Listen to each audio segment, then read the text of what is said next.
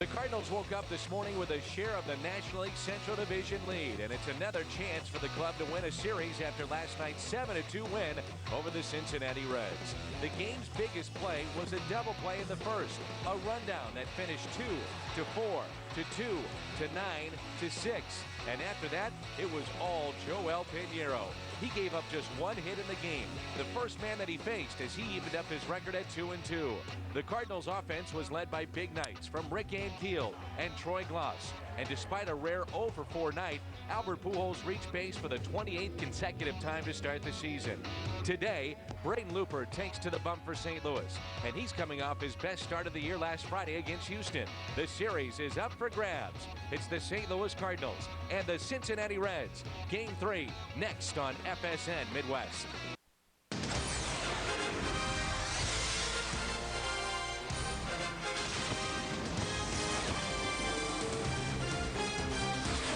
What a gorgeous afternoon here in downtown St. Louis. Big crowd expected. It's afternoon baseball. The Cincinnati Reds and the St. Louis Cardinals in the third and final game of this series. That's Al. I'm Dan. Welcome to the broadcast booth. If you like pitching, we hope to have a good matchup today. Aaron Harang and Braden Looper for St. Louis. Aaron Harang is just an outstanding pitcher, a 16-game winner the last couple of years. He does not beat himself, and yet his team is not giving him any run support, but he's one of the league's best. On the other side, Braden Looper in and out, and he was terrific in his last start against Houston. And one of the things to look for is, can he keep the ball down, particularly his sinker? If he's got that down, he gets ground balls, and he will be successful. So, Aaron Harang just one win this season, and it's Looper looking for victory number 4 this afternoon. When we come back, I'll sit down with the skipper, Tony La Russa. That's up next on FSN Midwest.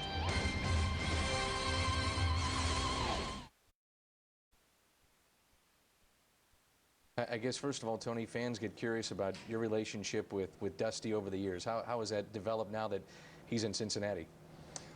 Well, we knew each other a little bit during playing days, but coincidentally, when I took the Oakland job in '86 June, Dusty was on that club. It was his last year as an official player, and he was one of the team leaders that really helped turn the attitude around. So the next year he started coaching. I always wish that he had joined our staff. I think we'd have stayed closer to him. It might have happened. So, you know, our friendship developed since then.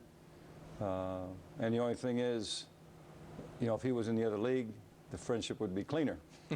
But as it is, like with Jim Leland, you know, when you play the Tigers, you know, when you're friends, at the end of the night, one of us is unhappy. So, but it's always been really clear, you know, during the 3 hours of the game. I mean, Dusty's for the Reds, and Tony's for the Cardinals, and you do the best you can. That's really your family, the friendship. Then you resume it when the game's over. Is it odd for you to see Walt on the other side with Cincinnati now? Same kind of thing. It was odd at first. It was odd to see him get fired. You knew he was going to end up somewhere, and when it's Cincinnati, it's in the division. You know, there's a certain amount of strangeness there. But that was, you know, a couple of months ago. Now that he's a general manager, there's no difference. Already made that transition. I think people are curious about you and Mo. How has that relationship grown over the years? Well, the good thing is that he was Walt's assistant, so Mo's been part of our of operating our major league club for the whole time I've been here virtually. So, you know, Mo's a known quantity. We respect him, we like him, and you know, there's only 30 of those jobs, and he's got one of them. This is his opportunity. You saw him in the American League. He's a future Hall of Famer for sure. Ken Griffey Jr. now on the cusp of 600. Where do you put him as far as some of the great players you've seen in your time as a manager? Oh, he's right there with the greatest. My only regret, just as a fan, especially in his Cincinnati days, to have the injuries and have lost that playing time. But I mean, he's had a great career, and you know, I'm not sure what that has done to his legs, but he was a complete 5-tool player when he first came up for a long time. He's truly one of the greats. Finally, Looper going today, the transition that he's made from reliever to starter, and then just in general, your pitching staff has been so good. Why has it been so good, you think, this year? Well, I think all the guys are challenged by it, and they've met the challenge with a lot of work, a lot of concentration on doing things right. In Braden's case, not only did he have to stretch out his stamina, he had to learn a couple other 3 ways to make pitches. And I think the biggest challenge is concentration. You know, as a reliever, you know, you're really geared to 1, 2, maybe 3, 4 outs. Here you're trying to go through the lineup 3 or 4 times. it's really a different mindset. It's been a crazy series so far, thanks to Tony La Russa. That includes Troy's trip around the bases last night. Skip Schumacher will tell us about it when we come back.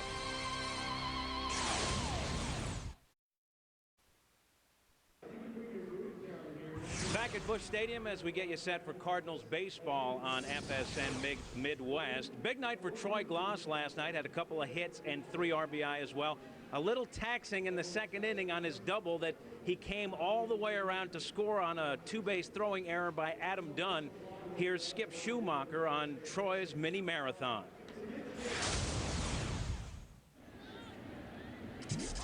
Didn't look effortless to me, and when he was down under in the tunnel looking like he needed some oxygen, didn't look effortless there either. So you know, we were laughing quite a bit, you know, for all guys, you know, to have to run around.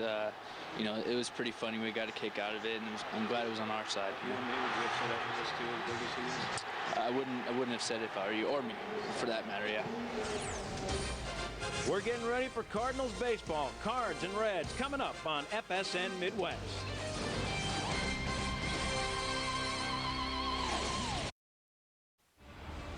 Cardinals baseball on FSN Midwest is brought to you by Budweiser. Reach for the perfect balance of flavor and refreshment. Budweiser, the great American lager. By Auto Tire, for the lowest prices in town. 26 locations to serve you. You ought to go to Auto Tire, the tire pros. By Steak and Shake, famous for steak burgers. By Geico Direct, a 15-minute phone call could save you 15% or more on car insurance. And by Southwest Airlines. With Southwest Airlines, you're now free to be more productive. Visit southwest.com today. Al, you're going to have to put away the heaters because it is gorgeous here in St. Louis, and I'm predicting nice weather next week in Colorado. I'm going to go out on a limb and say in Denver next week, no heaters, beautiful weather, and you can put them away for the rest of the season. And yet you're going to tell me to bring them. I am going to tell you to bring them. Our Southwest Airlines starting lineup for Cincinnati. We highlight Adam Dunn.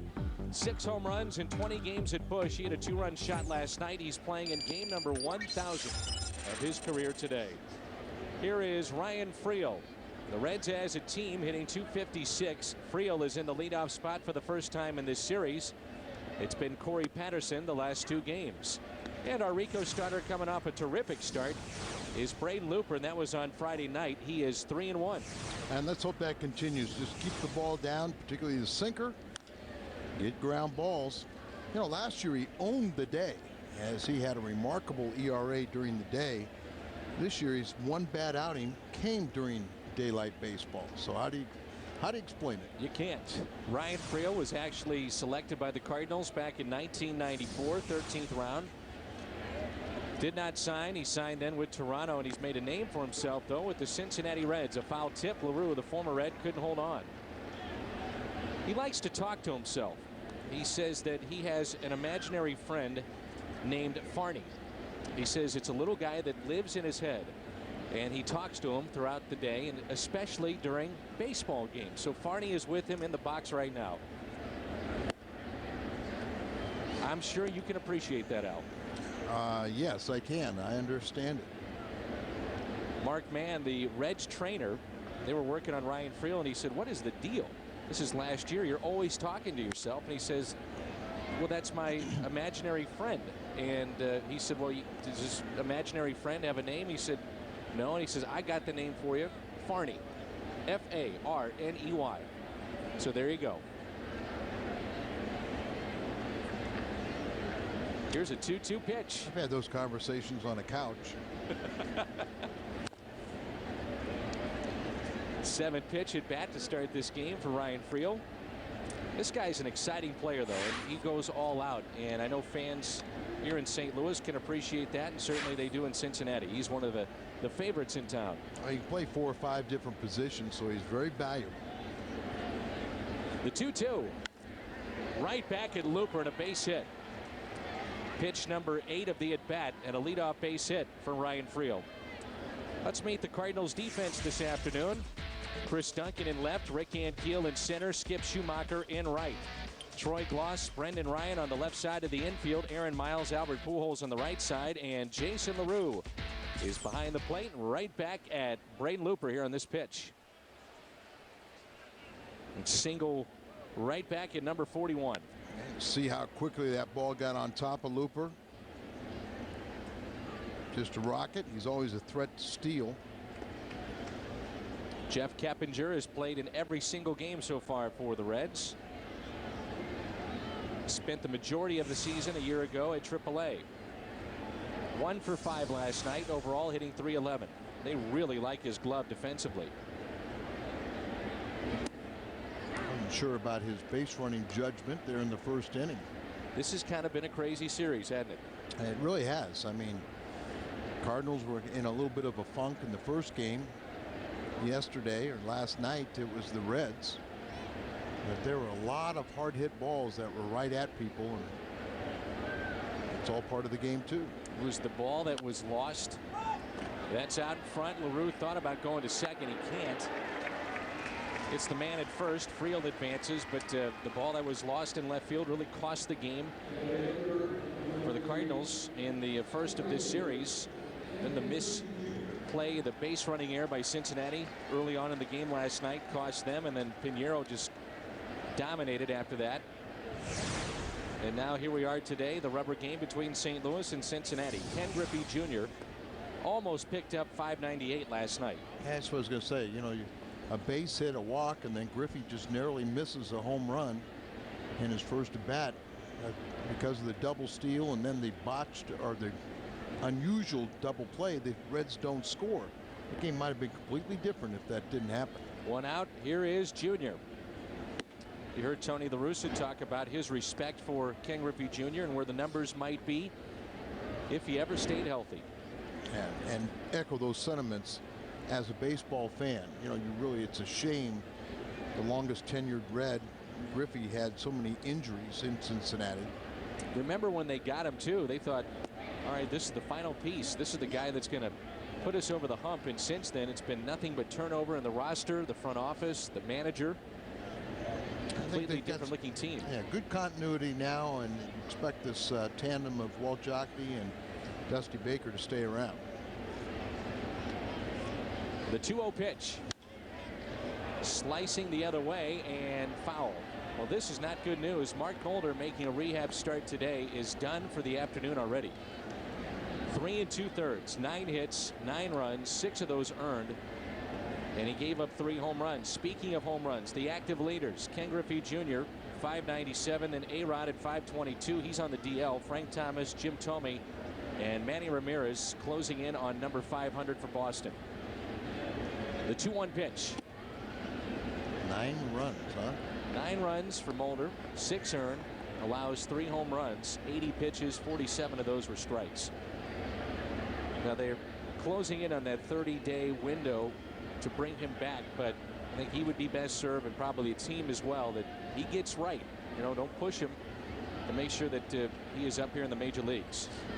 Yeah, you have 30 days, but you can stop it, you know, by putting him on the disabled list or sending him back to extended spring and let him keep on working. And LaRue out to talk to Looper. And the thing with the Cardinals this year, as Tony mentioned in our pregame, is the pitching has been very, very good. So there is not a need to rush Mark Mulder back to the majors. Or Matt Clement, who they're talking about will start his 30-day rehab stint in June, sometime in June. That was a little surprising when we thought he could have been fine by spring training, but didn't have the arm strength. John Mozeliak was visiting with Jim Hayes on the pregame yesterday, and you and I were watching that, and boy, we were surprised to hear, though, the month of June for Clement. Wasn't a huge investment, but you were anticipating Matt Clement being ready to go on opening day. And the reason we say that, he had his surgery in 06. Look at the walk-up crowd. Beautiful day, and see people still outside trying to get into the stadium. That's a good sign. The Reds as a team hitting just .256. This guy coming off a tremendous season, Brandon Phillips, 1 ball, 1 strike. They picked him up from Cleveland for basically nothing. The Reds are 6-1 in Game 3 of a series.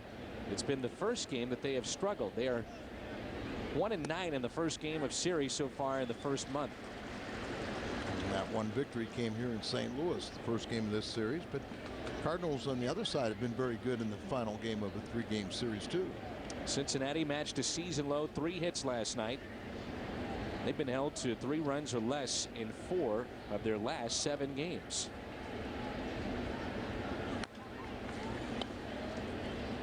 Tap foul. Count stays at 1 ball and 2 strikes.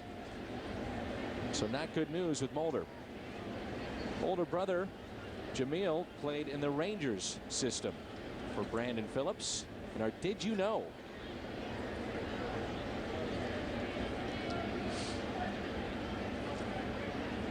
It's Corey Patterson too. He's got a brother that is in the Cubs system. His father played in the National Football League.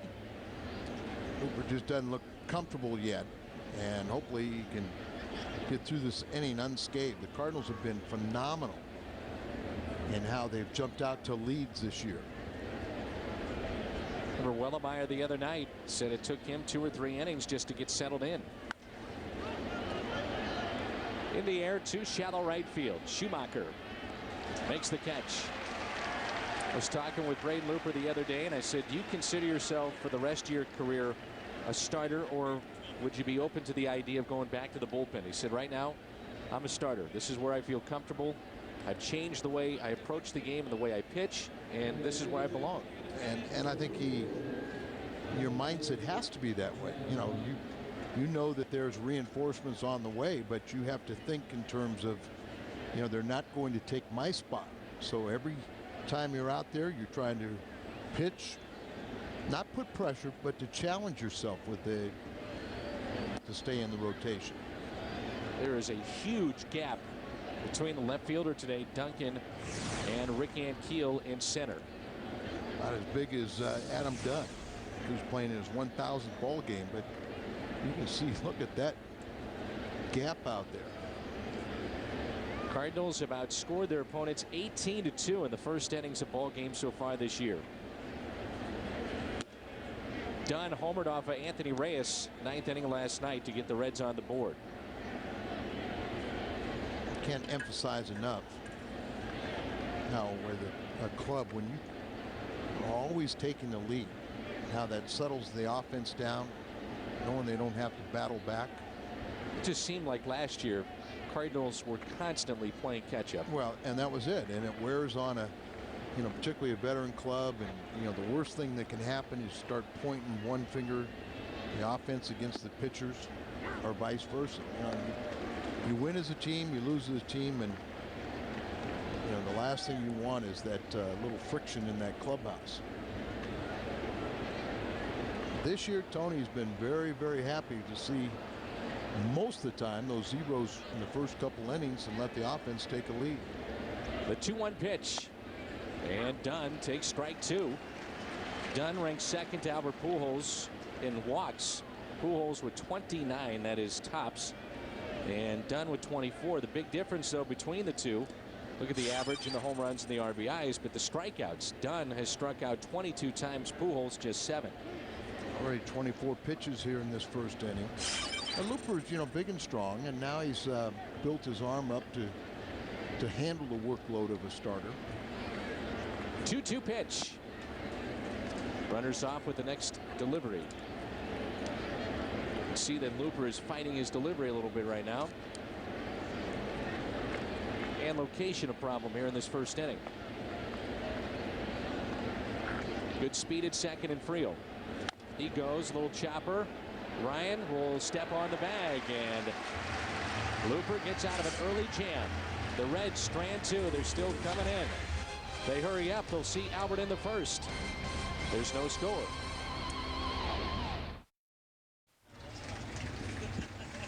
One hit for Cincinnati in the top of the first. We move to the bottom half, and there is no score.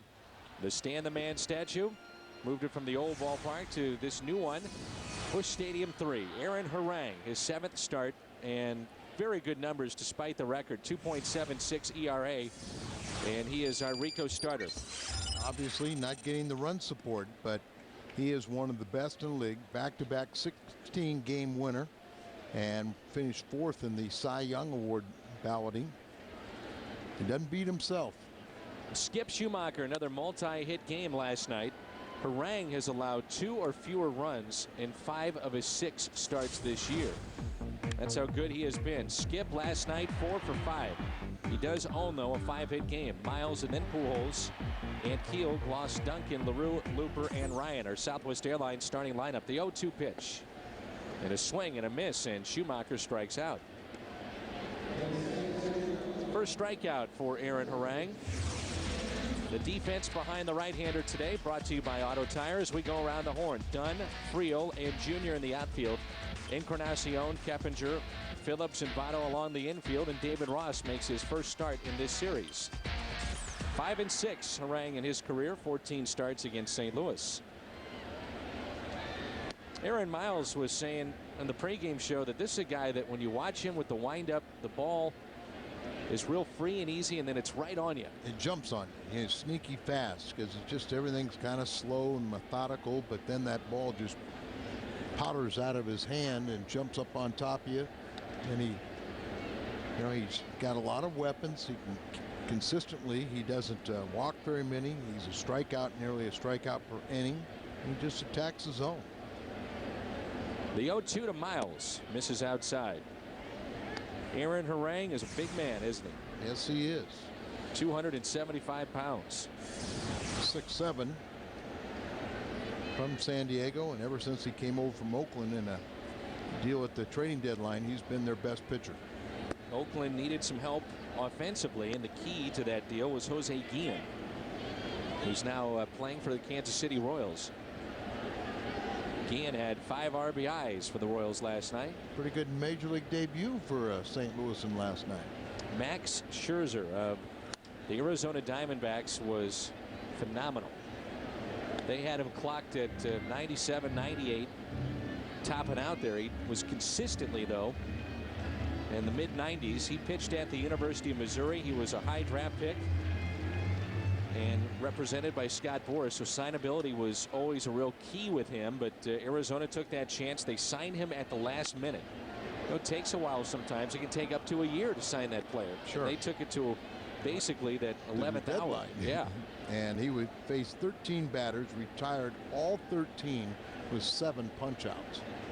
I was watching the game on the dish. He was just electric, and actually did one of his games in college. And you could see he was pretty special back then. Grounder hit to first, backhanded by Joey Votto. And Harang beats Miles by a step. There's Kyle McClellan. I'm sure those two competed against each other. McClellan and Scherzer. About the same age. Kyle is, what, 23, I think? I think you're right. And Scherzer played 3 years at Mizzou. And it brings in Albert Pujols. Second year in pro ball. Second year. Pujols took him until the final at bat, but then he finally reached base with a walk. He was 0 for 4 last night. But he has reached base in every single game so far this season.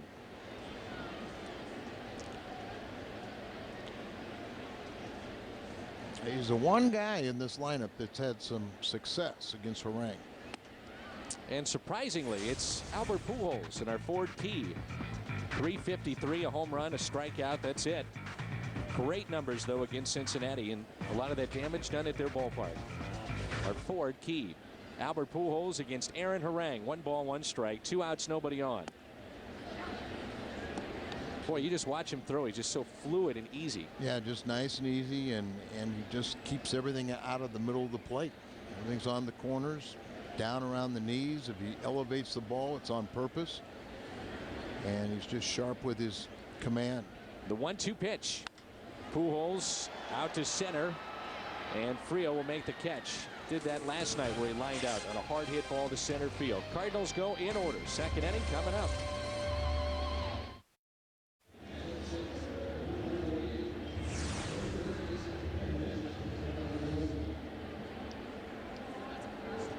Bank of America, the official bank of the St. Louis Cardinals. Back at Busch Stadium along with Al Rabosky, I'm Dan McLaughlin. And we're delighted to have you with us for afternoon baseball, the Cardinals and the Reds.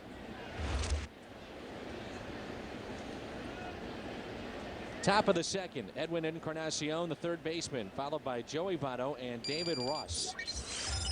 Tony has, the last couple of days, Al, switched up his lineup in particular, and that ball is hammered out to deep left field. Duncan is back near the wall. He'll leap, and it is gone.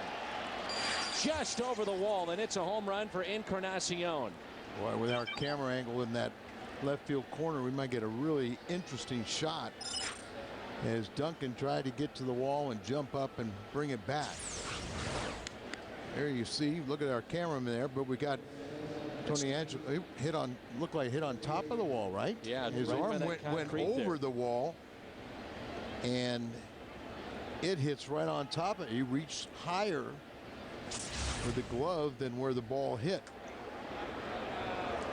They measure that one at 348, every bit of it.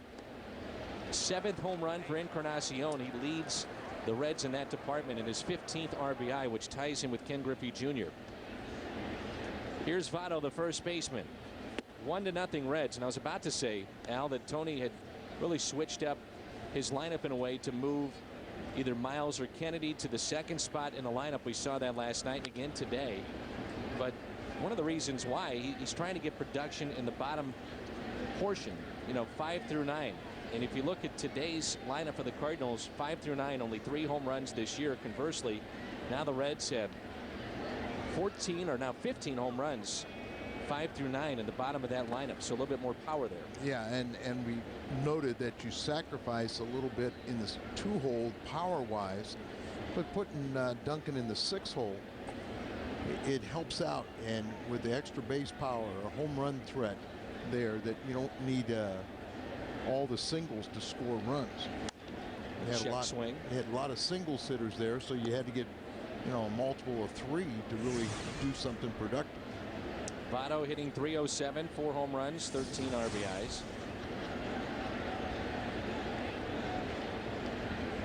What paid off last night is the top of the lineup was terrific for the Cardinals last night.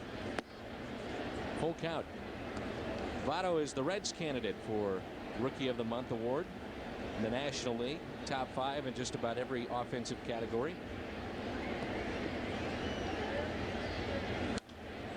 And hits it out of play.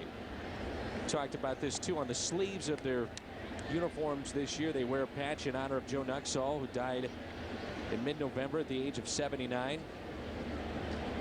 And after the 2004 season, he actually retired after 60 years in the Reds organization. 38 years full-time in the radio booth. But they actually brought him back for some select games. Nuxie. Joe was the youngest player to appear in a game. He was 15 plus years of age and went on to have a 16-year career. 15 of those years in St. Louis, or in Cincy. Is slicing and a ground rule double. So a home run and a double to start this second inning. Votto reaches second base, and it brings in the 8th place hitter, David Ross. These Reds, when they've been jumping out to leads, they've been holding on to them and winning. Right off the outside, goes with the pitch, slicing away from Duncan, and bounces up over the wall for the ground rule double. Cardinals at the start of play today are just percentage points back of Chicago for first place. Chicago 16-10, the Cardinals 17-11, so tied for first place, and the ball will find you. Ask Tony Angelis, our fine cameraman out there in left field. I feel like he's got a bullseye on him. There's 2 this inning have been right at him. He could catch a lot with his camera, but needs a glove. Did you see him on the home run? He was backing away. He was making sure he wasn't going to be the next Jeffrey Mayer. Oh no, he wouldn't do that.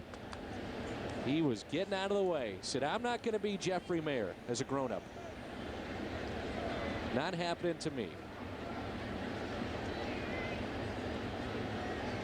Could see myself, though, dressing up as Bartman, he says. Headphones, glasses, the hat.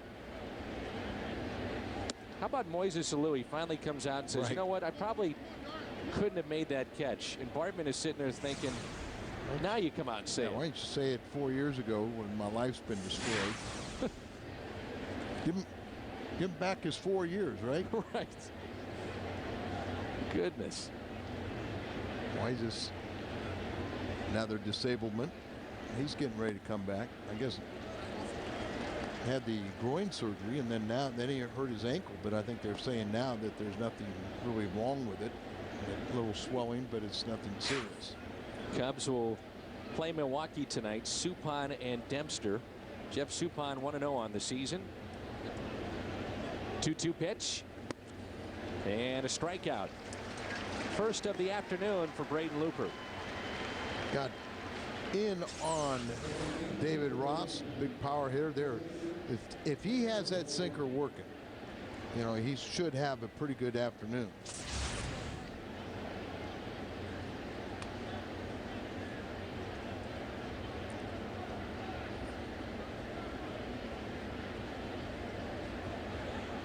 Here's Aaron Harang. Not much of a hitter. Oh, don't say it. Now you've jinxed it. But one of the best pitching matchups we've seen here a few years back. Carpenter and Harang matched up, and not only did Harang win that game 1-0, he drove in the lone run.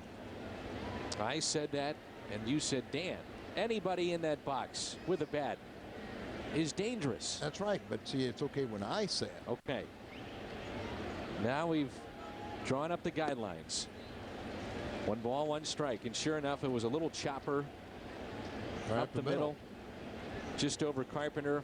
Eckstein couldn't get it, and that was the only run in that ball game. Old classic pitching duel. And out of all the guys that are rehabbing, the one that we hear the most positive things about is Chris Carpenter. Put a leash on him. That's just try pretty to much keep, what they're saying. Yeah, keep him from chomping at the bit. Trying to get out there, you just have to wait and bide your time. Harang is an 0-49 hitter with runners in scoring position. See, I told you, don't worry about it. And Miles will put it away. Advancing on over to third on the play is Joey Votto. And it brings in the leadoff man, Ryan Friel, and his buddy Farney.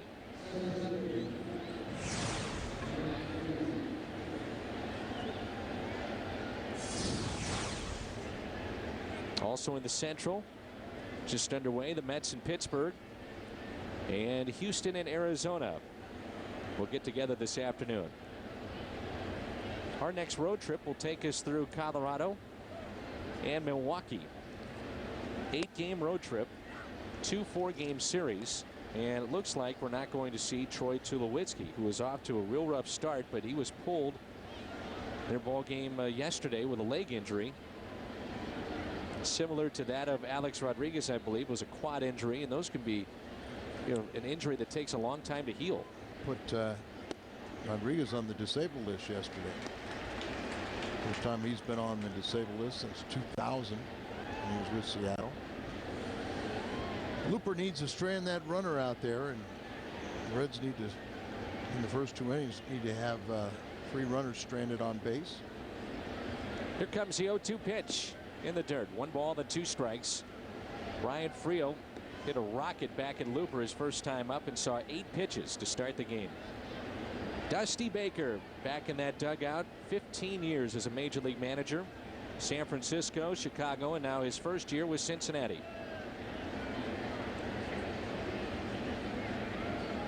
Did you see the toothpick? I didn't see it. The other night I didn't see it. Slowly hit, tough play for Gloss, do or die, and safe. 2-out RBI base hit for Ryan Friel. 2-0 Cincinnati. Like you said, do or die. Made a nice play there. Friel runs extremely well. So a little swinging bunt, and Friel close to 500 against Looper. Here you in your bare hand, and that is so tricky. You almost got to let it roll into your palm of your hand, then let it drift and slide back into your fingertips so you can throw it. Ryan Friel trying to make a case to play and start a little bit more. With that hit, Friel has hit safely in each of his last 8 starts. He's 13 for 31 in that time. And really one of the key at-bats in this second inning, Aaron Harang just putting the ball in play to advance the runner to third. Yep. Productive out. And it paid off, giving him another run. See if Friel wants to do some running. You know, Friel's one of those guys that, you know, vying for more playing time, but he's so valuable because he plays so many different positions, so he could be an irregular regular. 26 pitches in the first, and this is number 50 on its way in this game. Friel's leaning. They want to test their former teammate, Jason LaRue. Looper almost just waited long enough where he took the spring out of Friel's legs and had him going back to the bag. Big crowd here at Busch Stadium on this Wednesday afternoon. Temperatures will approach around 75 degrees today. Sunshine this afternoon. Dusty Baker and the Reds here in Game 3 have grabbed a 2-0 lead midway through 2. This date in baseball history brought to you by Schnucks. The Cardinals beat the Phillies 4-3 and set a major league record, 55 home runs in April. That was back in 2000. 55 home runs. Much different team back then to what we see now. Young lady knows how to hold her famous Anheuser-Busch product. You bet. It's not that hard. You just grab it. Show the label. Show the label. See, there's these things that even Luke is pretty good at holding, not an Anheuser-Busch product, but a bottle. Well, that was bottle too, Dan. Need to specify the bottle. There's a rocket off the glove of Brandon Phillips. Wow, right at him. It was a rocket, and he turned his head at the last second. A base hit. How is that a base hit? Well, because, you know, I don't know why nobody doesn't hit 400. Yeah, it's a rope, but look at right there. Turned his head at the last second. I don't know if it was knuckling or what, but, you know, this is the big leagues. Here's a guy that was a contender for the Gold Glove. But a vicious line drive, and Phillips couldn't handle it. And Keel will take it. He had a couple of bloop hits, and now that single. And what's going on here? Well, something in the backdrop. Oh, there's a, here you see this. Got the banner over in the batter's eye, and umpire's trying to get the attention to have that removed.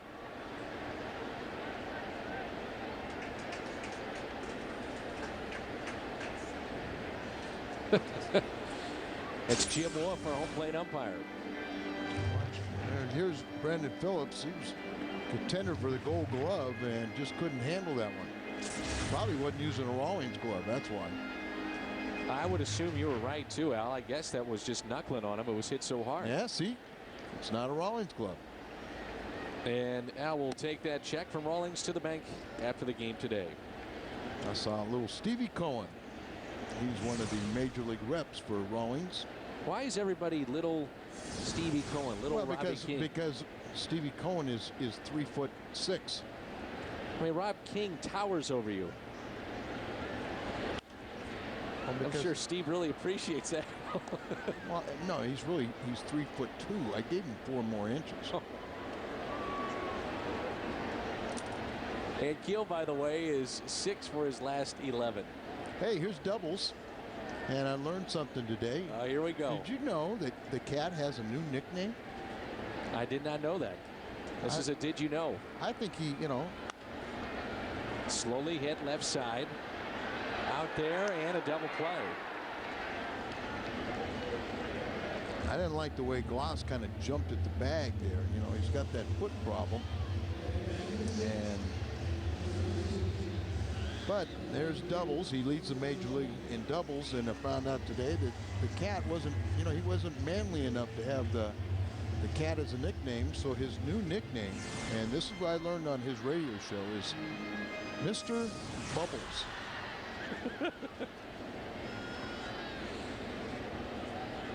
How did he get that name? You know, I didn't hear the program long enough to know about how the origin of it. I don't know if there was a bathtub involved or something, but Mr. Bubbles. Mr. Bubbles. I don't get it. I mean, is there a... I can explain it. Oh, Jim. Jim pops in. Oh, Jim. Go ahead, Cat. Hey, now, I'm not lying, right? On the radio show, we had Joe Strauss, the Cardinals beat reporter for the Post-Dispatch, who yesterday, when I did an interview with Troy Glass, when the interview broke up and we went our separate ways, said, there's Mr. Doubles, Glass, and Mr. Bubbles, me, basically because it rhymed. So Strauss spoke of this on our radio show this morning, and when I walked into the stadium, about 10 people said hello to me. 6 of them said, hey, Mr. Bubbles. Now Al is saying it on the game. So is it going to stick? Would you like it to stick? Do you prefer Cat or Bubbles? I have no hand in either nickname, so it's up to the people. The guys in the truck. The people have spoken. You just got it graphically. Oh, no.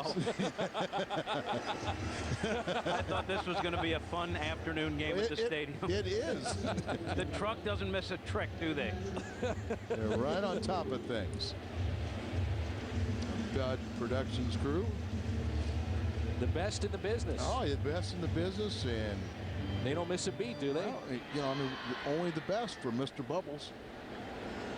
Al said, I was listening to your show and I heard it, you're in trouble. So I knew it might be a rough go for me today. Well, Jim, I was anticipating something of the sort because Al asked me, do you know the Cat's new name? His new nickname. I said, no. He said, I'll just wait until we hit air. Now I know it's Mr. Bubbles. Well, I know we were working for Friday's game on a trivia segment for the show open. And maybe we change it to just ask the people which one they prefer. I don't know. That's fine. I'm all right with that. Whatever you feel comfortable with, Jim, that's what we'll do. Well, Dan, it's your world. I'm just living in it. Thank you, buddy. All right. Well, you know, Mr. Bubbles has a nickname. I have a nickname. What's yours? This is it. This is it. This is it? I'm Dan, right this here. is it. Dan. 2-0 Cincinnati with 2 outs in the second inning. I didn't have a chance. Well, partner, don't worry, man. We're tight. Jim asked me to appear on his radio program this morning. I couldn't do it because of an obligation with Luke. So I missed out on the excitement. All right. Here is the former Red, Jason LaRue. First season with the Cardinals, and so far, not great offensively. Hitting .045. He's made his contributions back behind the plate. But, you know, he was the everyday catcher for many years for Cincinnati, and routinely was in double figures in home runs, and got to get him back to that. You know, he's struggling a little bit, but it's tough when you're used to playing every day. 2-2 pitch. Little low. Now you're lucky if you play once a week. I would figure all hands on deck for the Cardinals with the off day tomorrow. Oh, yeah. Their bullpen ready to roll. Play behind that runner at first. That is Duncan. And here comes a 3-2 pitch. Up the middle on a base hit. Duncan around second base. And he will stop right there. Friel has a pretty good arm in center. As you mentioned, Al, he can play all over the place. Right. He's very versatile and charged that ball well. Came up in position. So Duncan did the right thing of running on the pitch. Locates it, but round the bag. But once Friel came up with the ball cleanly and in position to throw, you stay at second. It was just a few years ago that LaRue had 14 home runs for Cincinnati. Exactly. And he was out there helping Adam Harang, swinging the bat. Now it's Looper with 2 outs. Jim's radio program, if you don't know, is on 1380 in the mornings, and they talk a lot of baseball. Joe Strauss is with them, and Tim McKernan. Really, talking a lot of baseball. Doug Vaughn. Talking about a lot of things. Talking about a lot of things and a lot of baseball.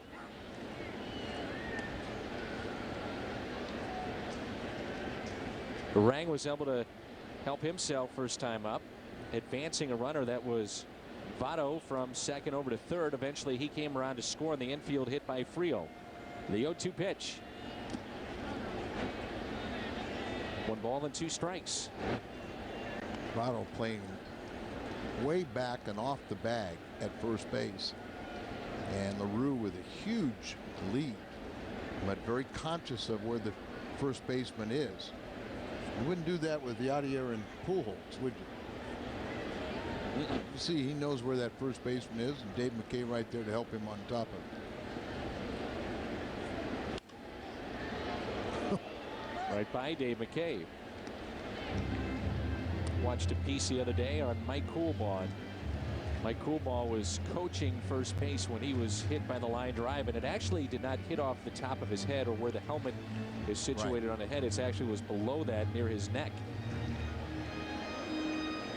Tragic incident a year ago in the minor leagues. His wife at the time was 6 months pregnant, and they also had 2 little boys prior to that. Just foul. Right, briefly, and as well as his brother, both of them played briefly with the Cardinals. Mike played with Milwaukee and St. Louis.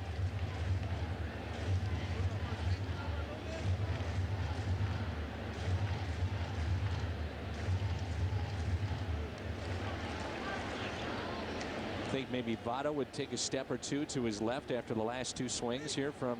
No, he already had. He really has, because he was playing about 2 steps further to his right.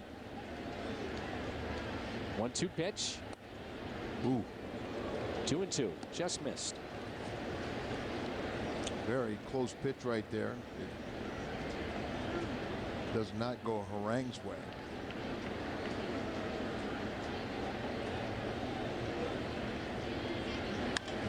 And a base hit into right. Duncan will be held up at third. They're playing shallow anyway, and Griffey fires it back in, so the base is loaded.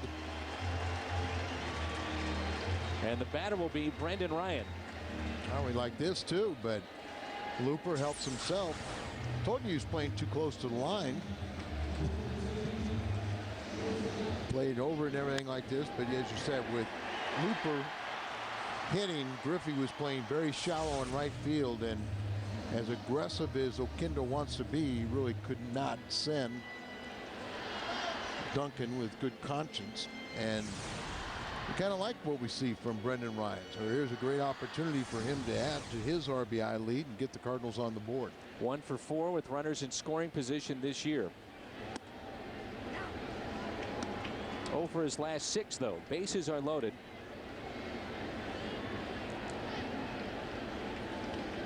Duncan, LaRue, Looper all aboard. Cardinals trail 2-0 here in the second.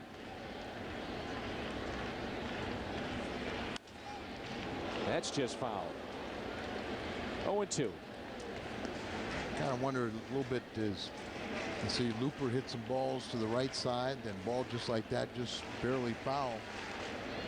Kind of gives you that indication that with that slow, easy motion, that the ball gets on top of these guys a lot quicker than they think. What pitch does Aaron Harang go with here? Young hitter at the plate. He's got a breaking ball or a changeup. It's the breaking ball. And Duncan is going to try to score, and he will. LaRue at a rundown, and he will be tagged out. But the run will count as Duncan, aggressive over at third, gets the Cardinals on the board. Read that well. So as we head to break, a look at Duncan scoring from third with Exmo. 2-1 after 2.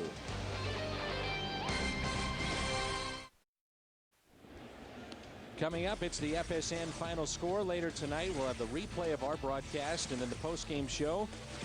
And then the FSN final score, all the highlights of the NHL playoffs, NBA playoffs as well. Tonight at 10:30. Al Raboski, Dan McLaughlin back with you. And a 2-1 ball game. Beautiful afternoon here in St. Louis, and really that was a terrific read by Duncan scoring from third. Well, and you've got to just anticipate that. You know, when you're out there at third base or even any place on the base, they call a secondary lead, and you know you're in motion, and just in case that ball has separation with the catcher, and you can advance a base. But that was a good instinctive read. Here is Ken Griffey Jr. You saw in the throw from right, Jose Oquendo decided to hold up Duncan on that play to load him up, but Junior's arm not quite what it was. No, it wasn't, but it's hard, you know, for a third base coach. If the guy comes up aggressively, he's not playing deep, he comes up aggressively, catches the ball cleanly and is throwing, you've got to assume that he's going to, you know, get it there.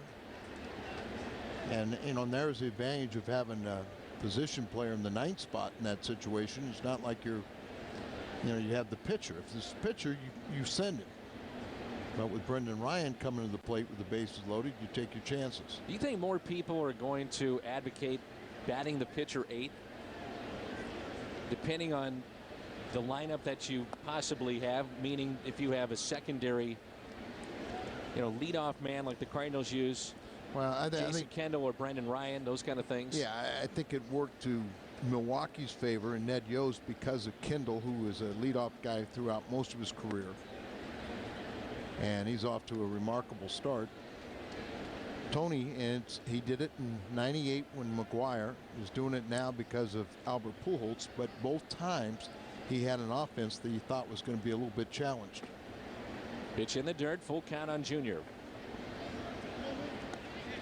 I think maybe it's opened some eyes around baseball. Will people at least take a look at it? I'm not sure they'll use it, though.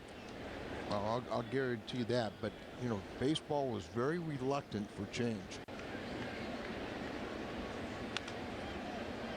That's tap foul. Or did you know on Ken Griffey Jr., he is allergic to chocolate.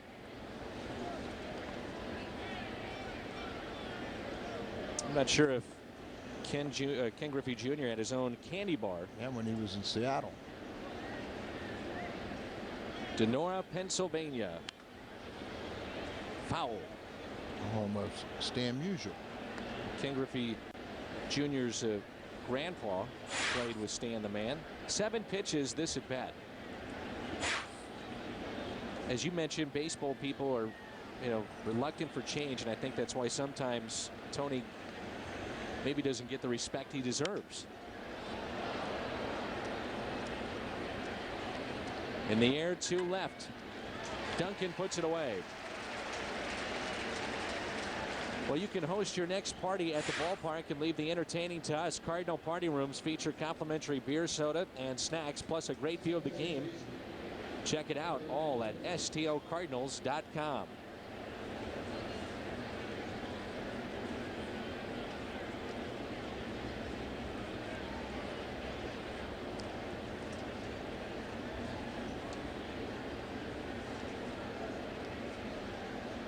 Here's Phillips. He is fly to right. Would you agree with that, though, that maybe Tony hasn't gotten the respect that he deserves with all the wins that he has piled up just because of some of the little quirky things that he does? Well, and I think sometimes it's jealousies or some managers because of his education, the fact that he's a lawyer. Did you know that every lawyer that has been a manager is in the Hall of Fame? Yes. And Tony will end up there. 1-1 pitch. Backhanded by Gloss. Nice play. Long throw. And he got him. Tell you what, his defense is not disappointed one bit.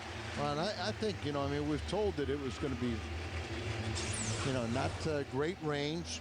And toughest play for him is the one going to his right over the third base bag, but he got a nice hop up there. Still a very long throw. Ball came up for him, but he has to set himself in foul territory and throw across, and I think it's an indication too that foot is so much better. Yeah. Don't see that very often. A Tony La Russa jersey.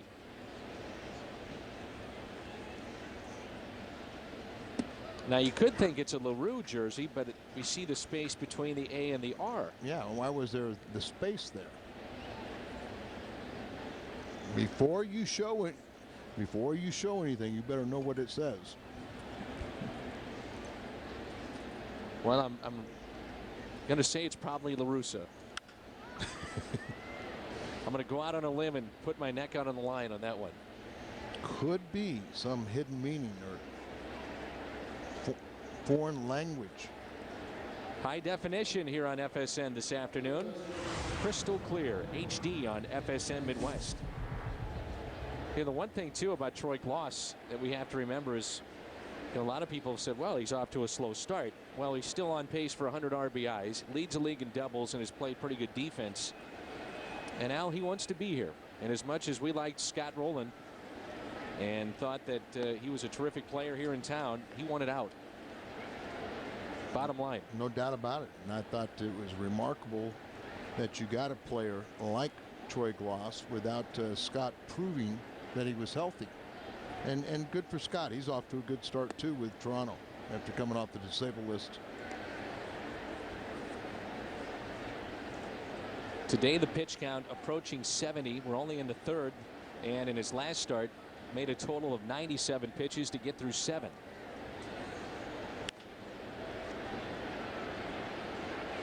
Step on the bag. Miles makes the play. The Reds have stranded 4 so far. 2-1 Cincinnati. This portion of Cardinal baseball on FSN Midwest is brought to you by your St. Louis area Kia retailers. Kia, the power to surprise. And by Aflac. Aflac, ask about it at work. A 2-1 game, and this is Brendan Ryan. He was left standing. A check swing. The first pitch as we start the bottom of the third. Duncan would come around to score. The ball that got away from today's catcher David Ross.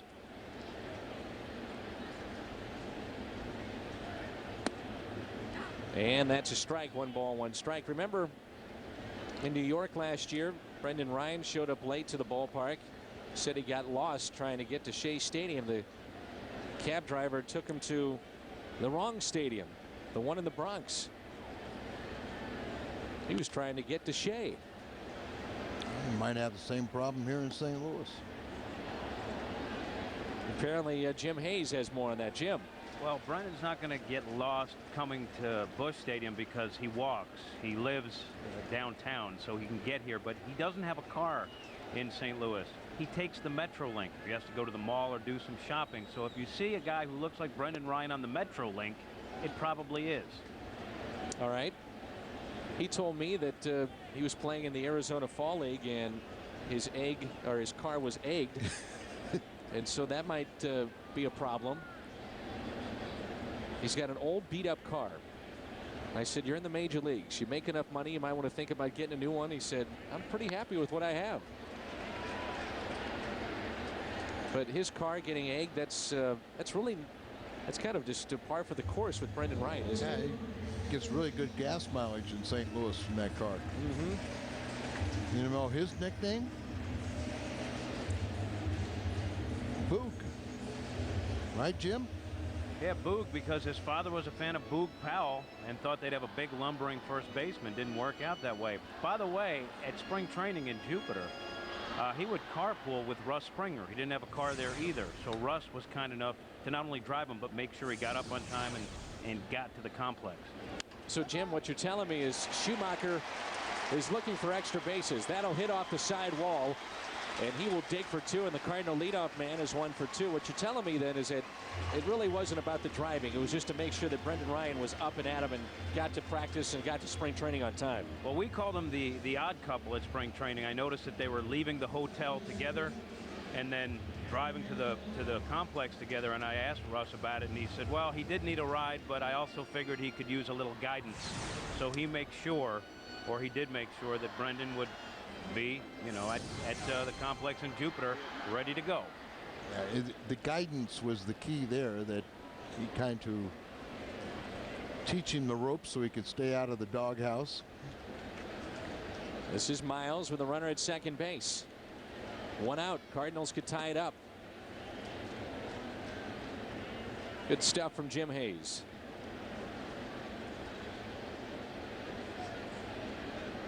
Or Mr. Bubbles. Whatever you prefer, the cat. I'm sticking with the cat. Miles looks at a ball outside. 2-0 the count. A 2-1 game as we play here in the bottom of the third. A gorgeous afternoon here in St. Louis after 2 back-to-back cold nights here in the Gateway City.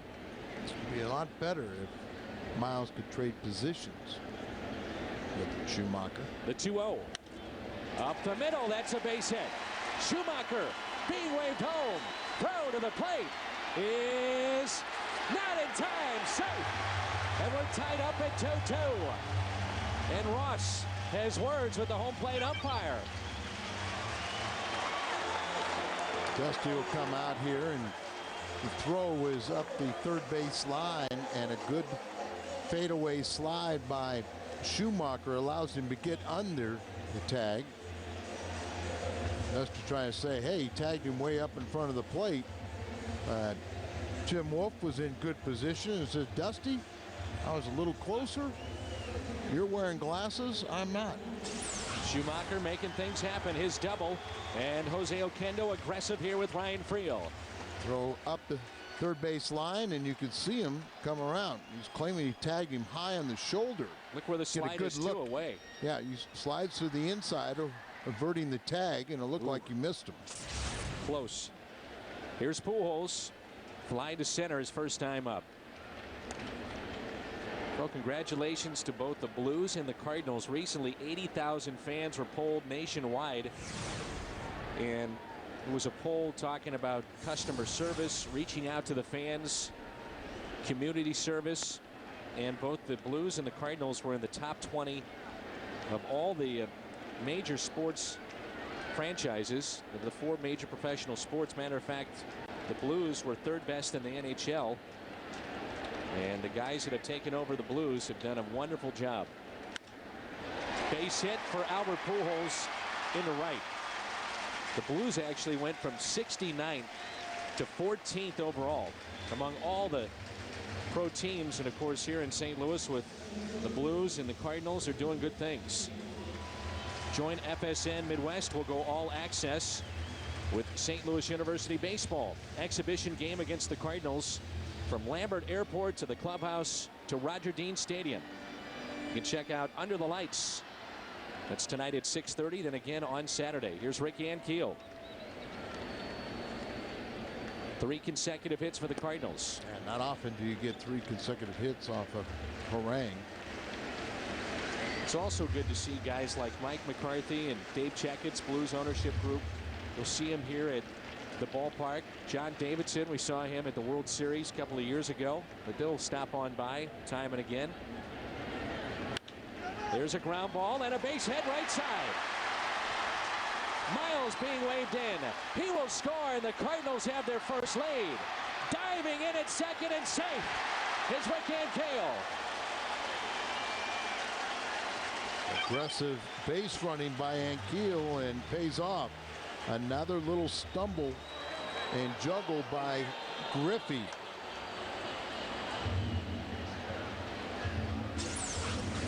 Strong throw this time from Griffey, and then you see the good slide as he holds on to that bag.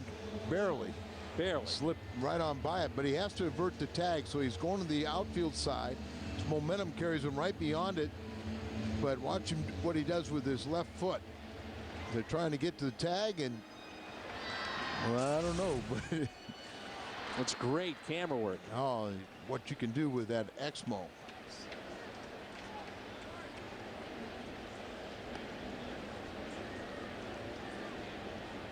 Troy Gloss, 3-2 Cardinals.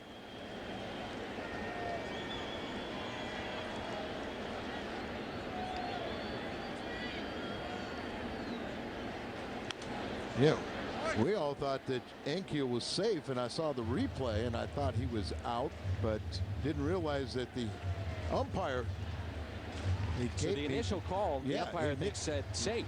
But I mean, we saw as his momentum carried him beyond the bag, and then he tried to get his foot back there, and they did tag him, so it was the correct call. Gloss, a high fly ball into right field. Ken Griffey Jr. backs up in front of the track, right in front of the FSN side, and makes the play. Give credit to the umpire. He stays with it. Slides off the bag. The tag was there. Then the out call. 3-2. The first lead for St. Louis. Cardinals with a lead of 3-2 as we move to the top of the fourth. By the way, Albert Pujols with a single in the third inning and now extending his streak at 29 games, reaching base safely, and Keel puts that away, the first out here in the top of the fourth. Hilton St. Louis at the ballpark is the only hotel that gives you home field advantage and an extraordinary experience for Cardinals baseball. Number to call 421-1776 for hotel and ticket packages. Votto the first out. He's 1 for 2. In steps the catcher David Ross. Already 7 hits for the Cardinals against Harang. Ross did not put up much of an argument on that play at the plate, but I'm sure part of that is because other things were happening around him, and then Dusty Baker came out. They thought they had Schumacher at the plate, called safely, and the Cardinals have a 3-2 lead.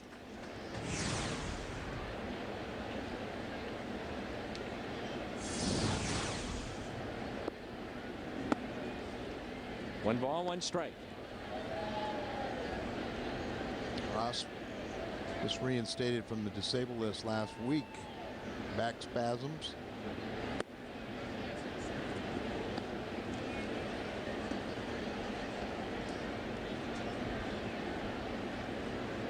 Remember a couple years ago, walk-off home run by Ross off of Jason Isringhouse, and he's got some pop. Let's take a look at Dave McKay, and that's Joe Patini on the right, Dave McKay on the left, and those two just moments ago talking about positioning defensively of the infield and the outfield with David Ross. Saying this is how the ball goes off his bat. He's an uppercut and then it kind of loops. Ryan to his left, settles, scoop by Pujols. What a play! Nifty play at both ends. And Ryan throwing that ball far enough out in front for Albert where he gets a pretty true hop, but he was playing deep in the hole, so he ranges out here, and look at how he slings the ball about 3 steps out in the outfield grass. And there's that, not turf throw, but it is like one, and out there Albert with those real soft hands able to scoop it up. And throw. And loop. The other thing that makes it tough, when he slings it like that, there's a spin as he throws it that is not the natural throw of going over the top, so your hop is going to be a little bit different. Sure.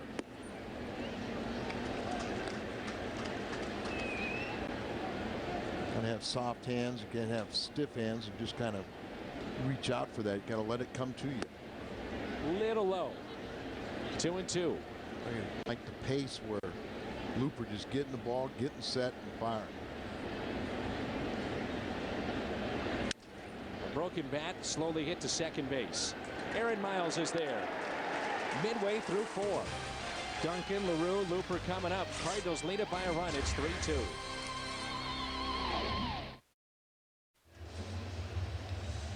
We're back here in St. Louis. Time for the Aflac trivia question. Who had the longest Cardinals hit streak back in 1997? Longest hit streak in 97. First baseman at that time, John Mabry, from Wilmington, Delaware. Last saw him with the Colorado Rockies back in 2007, but he calls St. Louis home.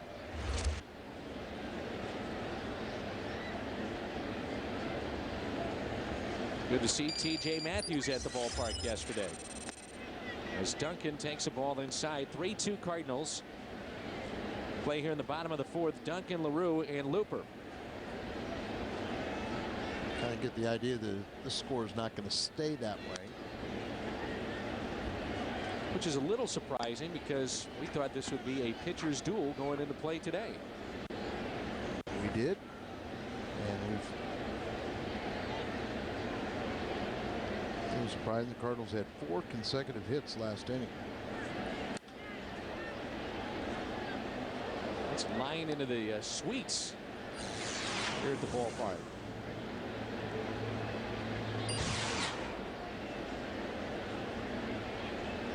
Outfield is deep for Chris Duncan. 3-2 St. Louis in the 1-2 pitch. Talking about Max Scherzer before and the Arizona Diamondbacks and his outstanding debut of the St. Louisan, but that is just one element of one of the most exciting teams right now in baseball, the Arizona Diamondbacks. Boy, are they fun to watch. Got a nice blend of young players and strong pitching, good all-around team. Bob Melvin has done a very nice job with them. There's a strikeout of Duncan. And it just seems like even though they made it to postseason play last year, those young players are even, a notch or two better than they were a year before. Well, that's not surprising. Just now they kind of feel like they know what to expect. They know that they can be good at this level. And still you have to work hard to try to improve. But collectively, they're all coming together. Here's LaRue, singled up the middle his first time up. Cardinals are 5-1 in games in which LaRue has started, and his single that last at bat snapped an 0-for-9 streak. Name of the game is pitching, and the Cardinals have done that so far this year. And they pitch so well that you don't have to rush some of those disablements back to the active roster. Let them take their time to fully get their arm strength. Line shot it short. Keppinger is there. And LaRue is 1 for 2, and it brings in Looper. I want to wish a special happy birthday to Amelia Anderson. And that is the daughter of Peggy and Jim Anderson. She turns 1 today. So very special birthday for Amelia. And Jim works in the PR department of the St. Louis Cardinals. So happy birthday to a big Cardinal fan, Amelia Anderson. Turns 1 today. She is such a big Cardinal fan, she doesn't quite know it yet. That's all right. She will. She will. We appreciate all the hard work that Melody and Jim and Brian Bartow all put together. CJ Cherry, that's right, behind the scenes and helping us out. We certainly appreciate it. The 0-2 pitch. And Looper, a swing and a miss, and he strikes out. There they are. Brian Bartow on the left, on the right, Jim Anderson on the left. And it's 3-2 St. Louis.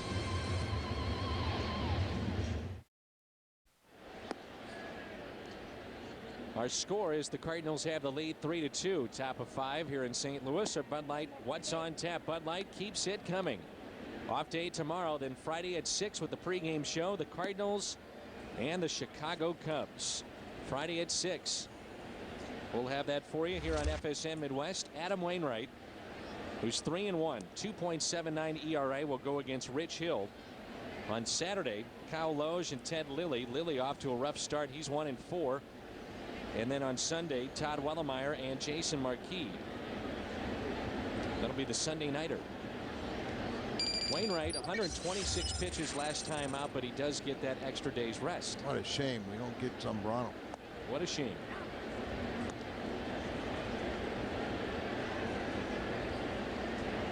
The Cardinals are in good shape with those 3 pitching for this weekend. Well, I'm sure one of the things that a lot of teams looked at in trying to at least schedule out a little bit, left-handed pitching against St. Louis. With what took place last year. So no Zambrano this weekend. And it'll be a battle for first place. Mazda pitch speed. There's one of the times where I kind of look at the gun and it tells me a little something. And a swing and a miss. Strikeout of Friel. You see that the velocity is lowered this inning, but of course we'll see how it iron out after the inning, where his high was 91 and in the first inning, the high this inning was 87, but he may not have thrown his good fastball yet. Here's Keppinger, second man in this lineup. You know Jeannie Andrews. He works down in the truck. Absolutely. And happy birthday to Riley Andrews. 3rd birthday today for Riley. Happy birthday.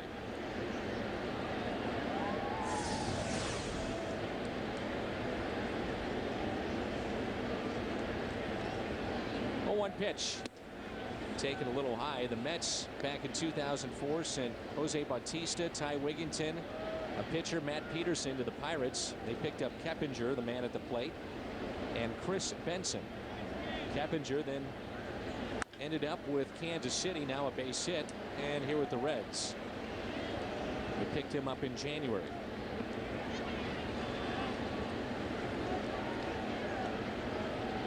I want to tell you that Cardinals baseball on FSN Midwest is brought to you by Southwest Airlines. Gorgeous day here in the Gateway City, St. Louis, Missouri. Here's Ken Griffey Jr. Pretty much held in check in this series. 0 for 1 today. He has flied to left, and he also walked back in the first.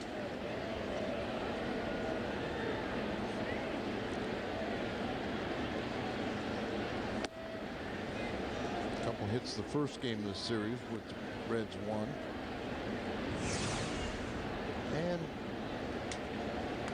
it appears we won't see history, as he's still 3 home runs shy of 600. A real classy move by the Cardinals, as the Jumbotron, they had a picture that took up the entire wall of that Jumbotron. It said "Swinging into History" in 597, and a picture of Ken Griffey Jr. Look at those career numbers. 289 career average, 1,716 RBIs. You just don't see that with a home team with a visiting player that's coming through and on the verge of a milestone. Their second most hits of any active player. Off the end of the bat into center field. Rick Ankiel is there. And I guess the question right now is, will he play long enough to get to 3,000 and be able to stay healthy? I think he will.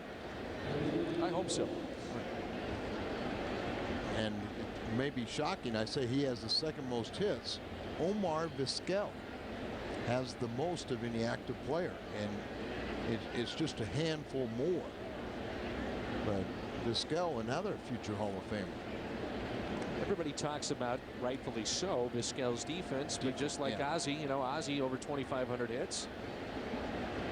His offense was overlooked too. Yeah. Vizquel pushing 2,900. He's going to wind up with 3,000. I couldn't believe it when we asked the guys in the truck about the active leaders in hits, and they said Vizquel. I just was shocked. 2,600 now. Just about 2,598. Phillips is 0 for 2. He is fly to right, also grounded out to third. 1 ball, 1 strike.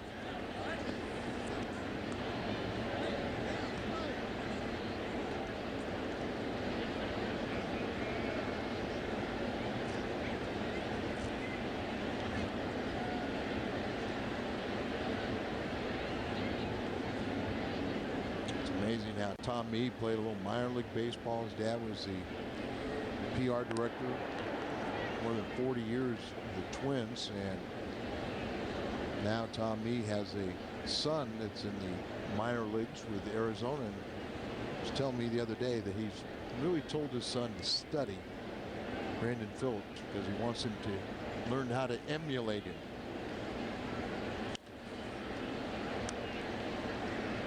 What did he tell you about him? I mean, what did he like about him? Well, he just liked, the way that his intensity and his, just how he rises to the occasion with flair. And I know after Mike Mee was watching Brandon the other day, I think it inspired him to hit his first professional home run today.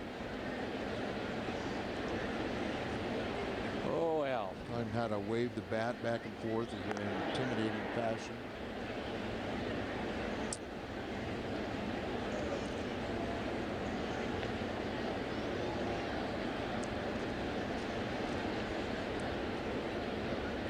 One and two the count.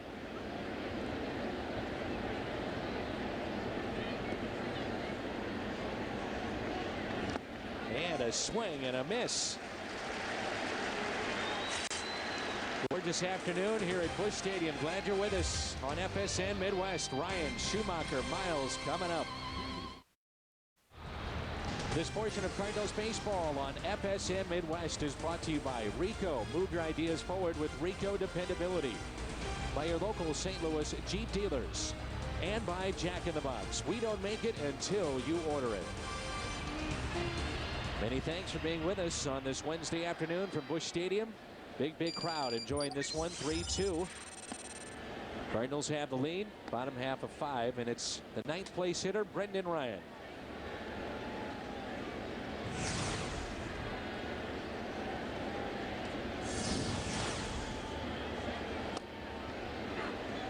At the knees on the outside corner. That's strike 2. Works both sides of the plate.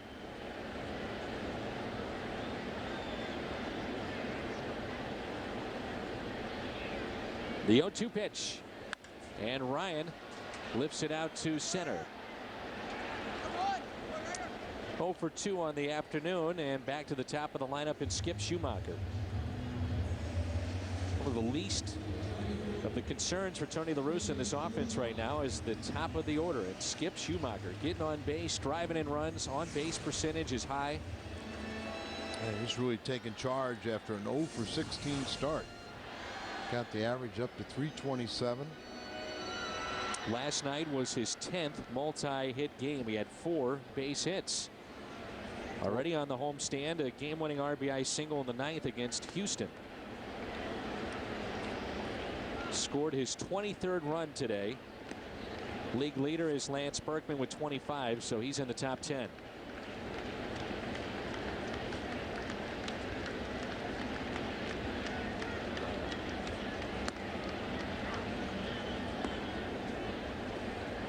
Might be surprised that Schumacher hit 333 last season, and if you go back to when he came back up about mid-season to the end, he hit near 400. In the air, out to left center field. Who wants it? It'll be done.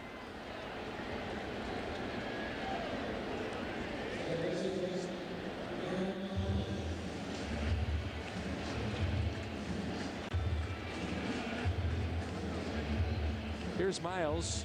Singled and scored, picked up an RBI.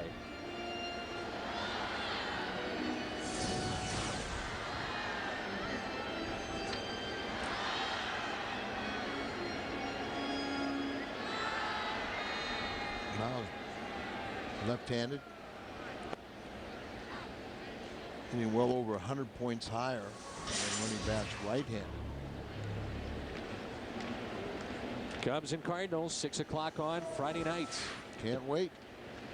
Always fun with the Cubbies in town. And again, we want to remind you there are good seats that are still available. Some of the group tickets have been turned back into the Cardinals, so those seats are now available to be purchased at stlcardinals.com.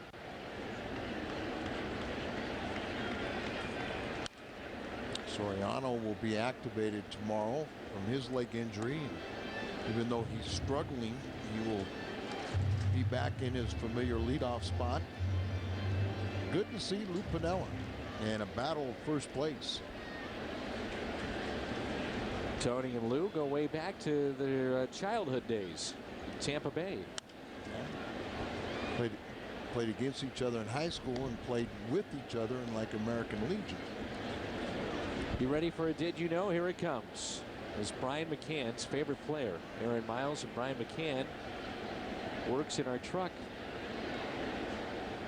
That is not the Atlanta Brave, Brian McCann.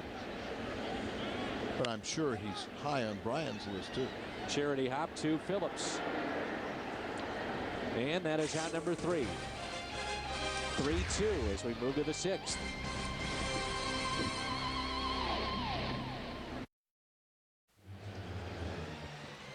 Coming up after the game, U.S. Cellular Cardinals Live. Hope you stay with us. Pat Paris, the rest of the gang with all the analysis of afternoon baseball here at Busch Stadium. U.S. Cellular Cardinals Live. Adam Dunn has singled and also grounded out. 3-2 Cardinals, top of the 6th. Playing in his 1,000th game today. Being near that 40 mark in home runs when it's all said and done. Where will he be next year? That's a big question. free agent to be, Adam Dunn. Which we also know as he breaks his bat, it is a strikes out a lot, and his average is way down right now. But that's a feared hitter.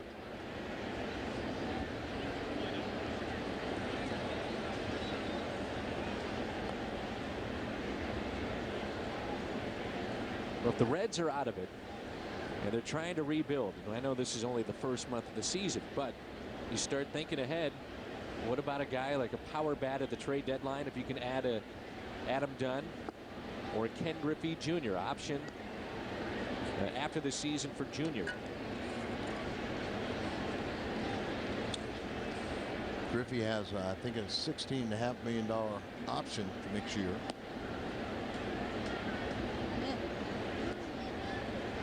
That'd be easier to unload Griffey than a guy that's like Dunn, who's still relatively young.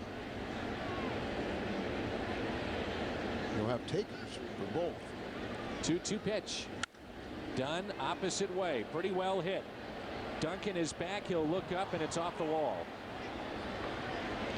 Adam Dunn will trot into second base, and that's the tying run to start the sixth. His second base hit. Yeah, out there in the gap, the ball running away, but it's elevated and gets out there and quickly. That'll get the bullpen active for the Cardinals as Kyle McClellan starts throwing. Kyle McClellan was the 96th pitcher to save a game for Tony La Russa the other day when he went 3 innings. There's a bunt attempt that's foul. Now, how often do we see a 3-inning save today? But Encarnacion showing bunt, and this is your leader in home runs. He's already homered today and tied for the lead in RBIs. So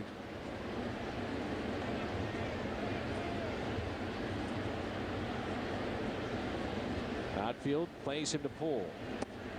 How about that though? 96 different pitcher to save a game for Tony La Russa. That's most for any manager, but Tony really changed the way the game is managed as far as the matchups and the bullpen matchups late in games. And a lot what we'd say about that, how he changed it, is he really kind of in vogue having his closer exclusively, in the 9th inning, and really trying to limit them around 60 appearances, 60 innings, somewhere in that neighborhood, not going over 100 innings or an inning plus from your closer, and it's worked out. 2-2.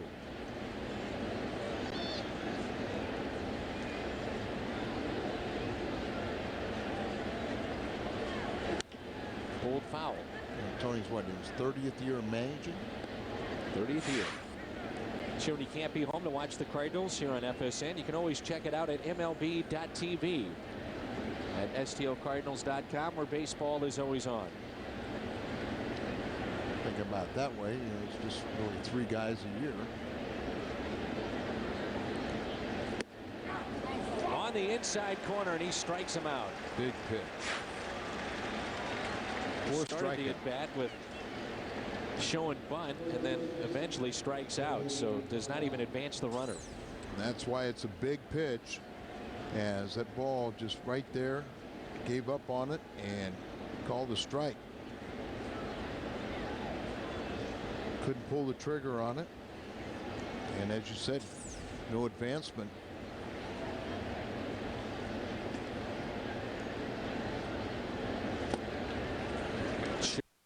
He put himself in a hole with strike 1, and now this is Joey Votto.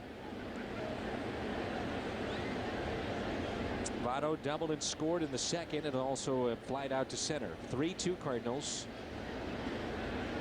here in the top of the 6th.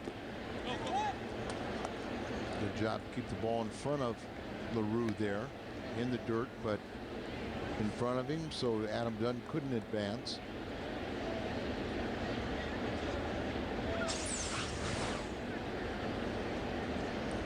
right there. It kind of goes up.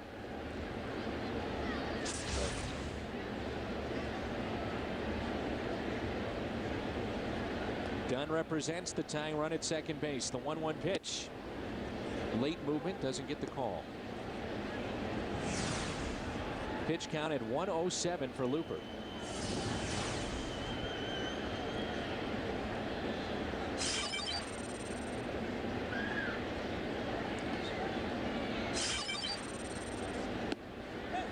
One pitches in the first 2 innings, and since that time he's settled down. Trying to get through this inning with the lead and turn it over to the bullpen. Tony has not been shy about using McClellan in tough spots so far this season. Ball 4. It brings in the catcher today, David Ross, runners at first and second. What is it, Al, about Dave Duncan that has made him so successful over the years, he along with Tony La Russa? Well, he's the longest tenured pitching coach in Major League history now, and he has a good understanding of how to retire hitters.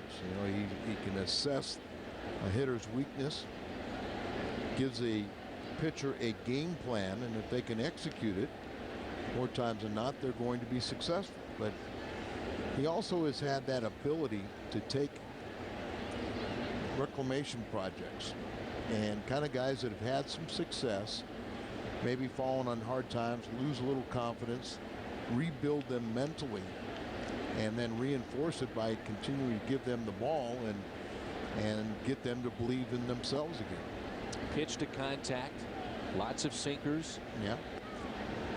And a lot of times, if you talk to Dave Duncan, when he talks about Looper, he'll say, if he's got his sinker working, he's going to be successful.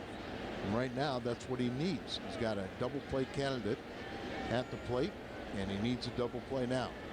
The 1-0 pitch. Little fly ball out to shallow left, and Duncan is there to make the catch. Well, if you're Dusty Baker, somewhat of a decision here. Do you roll the dice and say, all right, runner in scoring position, the rang hasn't been overly sharp, let's go to our bullpen and pinch hit here, even though it is only the 6th inning? Now they're in the 6th inning, but the point is Adam Rang is your big horse, and they have not been scoring runs for him. Give him an opportunity to help himself, but that's just an indication the way they think right now he's throwing the ball effectively, and he's not going to allow the Cardinals anymore. 1 ball, 1 strike with 2 outs and 2 runners on.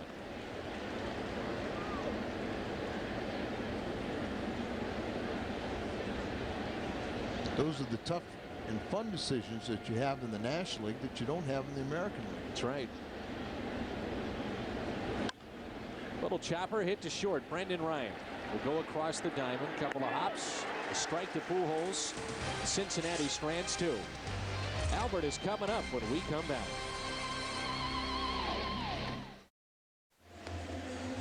This is the groundbreaking show that just recently won an Emmy for combining sports and science. It returns this week at Sports Science. They will examine the hardest hits this Sunday at 9 only on FSN Midwest. How about the weather, Al? Put the heaters away. It is gorgeous here in town. I think we want Albert Pujols and company to heat it up a little bit right here at Busch Stadium. And Yachty looks like he's nice and cool and comfortable, but a beautiful, gorgeous afternoon. This big crowd wants to see a Cardinal victory. And also like to see the Cardinals score a few insurance runs. I would presume that's going to be it for Looper. At one point, he had set down 16 straight Friday night against Houston, but a little bit more of a struggle today. And he's got to be up in around 112, 115, something like that. So you would think. And McClellan was up. You see, maybe with an out, 2, he'll get back up. Boy, Albert has had some hard hit balls and outs in this series, but really Dusty Baker could say, well, that was what took place with us last night. We had hard hit balls against Pinheiro, just nothing fell. And Firestone box score. You know, some of the guys were commenting, you know how hard it is even in batting practice to hit balls right on the nose. But they all count when they're caught, right? That's right. Here's Ann Keel. One thing I love about this ballpark, Al, it's fair. Yes, and very fair. That's the way it was designed. I don't think Cincinnati intentionally wanted to create the small ballpark that they have at the Great American Ballpark. You really don't know until you build it and they start playing games. They have like a wind tunnel that just shoots the ball out to right, and it's relatively shallow there anyway. And they did all the studies to, you know, figure out exactly what the problem was. It's something that cannot be corrected. It's going to be a hitter's ballpark. Philadelphia the same way. Yep. The 2-1 pitch. That's why a guy like Kyle Lowe's is, you know, thankful to be here in St. Louis. He pitched in Cincinnati. He pitched in Philly. And now here with the Cardinals, he's having great success. But I also will tell you, he's a better pitcher now because he did pitch there and learned to deal with it. And if you're a fly ball pitcher in those ballparks, you're going to be in trouble. Talked with him the other day about using his two-seamer a lot more. And that's Dave Duncan's That was the influence, yeah. There's a walk for Ann Keel. Third time he has been on base. He's had a heck of a series. 7 for 12. What do you think the coaches and the managers around baseball are saying about Ricky Ann Keel? Because I know a lot of teams are probably just getting to the ballpark right about now. They flip on these afternoon games and they're watching St. Louis. I can tell you what Chris Byers came over to me and we were talking, and he was saying, can you think of anybody else? And he was talking with Merker, someone almost as old as the coaches. And we were talking, and they were saying, you know, can you think of any other pitcher? And I said, you really can't. The only comparison you can make is Babe Ruth. Babe Ruth and Rick Ankiel are the only two that have won as many as 10 games in a season and hit as many as 10 home runs in a season. Now there's a big variance between Babe Ruth and Rick. And I said there's been a few other guys that, you know, have hit a few, you know, their first home run as a pitcher and then later on come back as a position player. And he goes, well, who are they? And I said, well, you have to go back into the 40s to find them. But I said they were all saying, well, we can see other guys that, you know, that started out as a position player and maybe went to pitching. The best hitting pitcher you played with? Well, Bob Gibson. You know, Bob Forsch was noted as a very good hitting pitcher, and Bob started as a third baseman in the Cardinal farm system. Strike out of Gloss. Been a lot of good hitters. Warren Spahn was a very good hitter. Pitch by pitch, and strikeout number 4 brought to you by Chevrolet. Just goes out there. Most of the time, Harang's going to get ahead in the count, but you watch how away, back inside, then he repeats it inside, and finally gets him swing over the top for the third consecutive pitch on the inside part of the plate. Too many times they don't repeat a pitch or location. And a strike to Duncan. See how many times he throws strikes that guys are taking. You don't get that good read on it. And he's out there throwing first pitch strike, but very few of them get put into play. The 0-1 coming to Duncan. 3-2 Cardinals here in the 6th. Fouled back. Another National League action. Giants and the Rockies coming up in about a half hour, as well as the Astros and Diamondbacks. First pitch strikes. 16 of 25 face for Harang. The Pirates lead 7-0 over the Mets. That's in the 4th. Oliver Perez made the start for New York. White Sox and Twins tied up at 3. That's in the bottom of the 7th. Oliver Perez only an inning and 2/3 against his former team.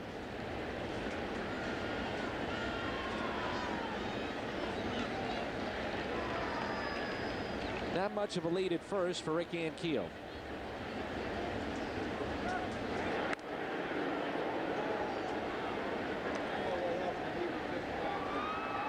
This team has picked up 11 steals on the young season, which is not near the leaders, but an improvement over last year. They had just 13 steals through the first 2 months of the year.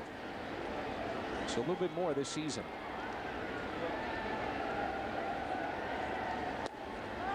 Throw down to first. That hit Ankiel. Got him in the back. See if he's okay. Yeah, that's another byproduct. The Cardinals couldn't run last year because they were always behind. A little more speed, and Ross, a snap throw, not a good one, gets by the first baseman, gets underneath his glove and right in the ribs of Rick Ankiel. The 2-2. Outside, full count.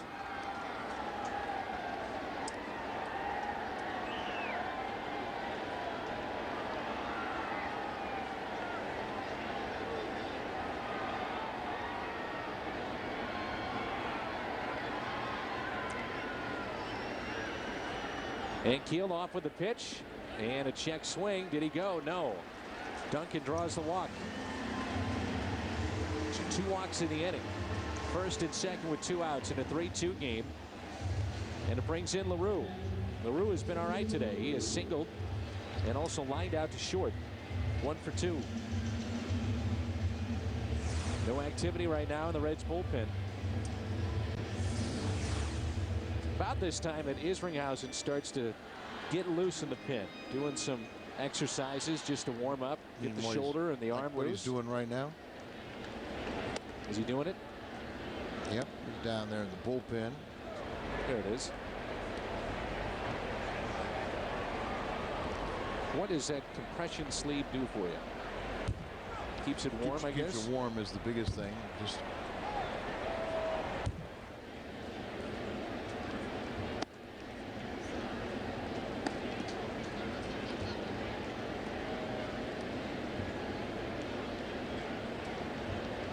Martin is at the on deck circle. He would be the pinch hitter for Looper. And Kyle McClellan's just standing there on the mound, so only if the inning is extended, apparently. On the infield, Votto, fair territory, and puts it away. The Cardinals strand 2. Left 4 on today, but they lead it. It's 3-2. Geico quote from Johnny Bench, the Hall of Famer: "I can throw out any man alive." And we were playing golf last year in Cincinnati, and Johnny Bench was in the foursome behind us, and he was hitting every green, every putt. He was unreal. I guess that tells you where you were playing. If you could see every shot that he was making. It was on the other tee box, Al. Wasn't that hard to see. Our Chevrolet called to the bullpen, Kyle McClellan. The great Johnny Bench. You know, he was a power hitter and a great defensive catcher, Gold Glove recipient. Simmons was a much better hitter than Johnny Bench, but his defense and the power is what made Johnny, everybody think of him as the all-around Hall of Fame catcher. He's had his issues with management in Cincinnati. You don't see him at the ballpark as much as we used to. I would think that maybe you'll see him more now with Bob Castellini. Probably embrace some of those older guys like Bill DeWitt came in here, and a lot of that goes to Mark Lamping that reintroduced all the Cardinal Hall of Famers and made them more visible. Wish Mark well. 2-1 pitch. Always very good to us. 2-2. McClellan faced the minimum 9 batters, a perfect 3-inning stint on Sunday against Houston. That was his first ever major league save. And the first 3-inning save since Brad Thompson a couple of seasons ago. 7-game scoreless streak right now. 10 2/3. 2-2 pitch is a base hit for Friel. The way this sets up, McClellan here in the 7th. And then possibly Franklin in the 8th, and then Isringhausen in the 9th. Let's see how they want to play this with Keppinger coming up. That's just the second time this season that McClellan has not retired the first batter that he's faced. And Dan, that's a great stat. You know, not so much because guys don't, they're not always coming in with men on base, but if you come in with men on base, you know, you've got to retire that first man. And now they're getting a lefty up. It's like Ron Balone. Slowly hit. That's one on to first, and a double play. They were able to turn it. 6-4-3. Give Miles a lot of credit. It's kind of slowly hit, and then so Miles really has to take one for the team as he's standing right there. And you know, nice slide, goes in there aggressively, but it could have wiped him out as he's left there hanging in there and trying to get something on the throw. Give him a lot of credit. He could have been, you know, been hung out to dry. I didn't think there was any chance to get that double play, and now it's Griffey. Fastball and in there for a strike. I agree with you. Good turn by Miles. And we've seen a lot of guys that wouldn't hang in there, just, you know, would get the force out and vacate the bag and not even think about the return throw to first. As you said, give him credit. He hung in there.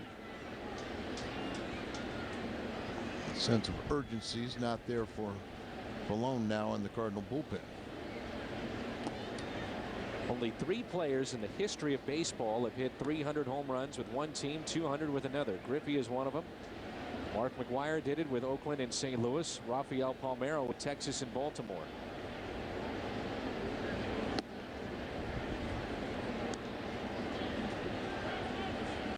And there's Ken Griffey Jr.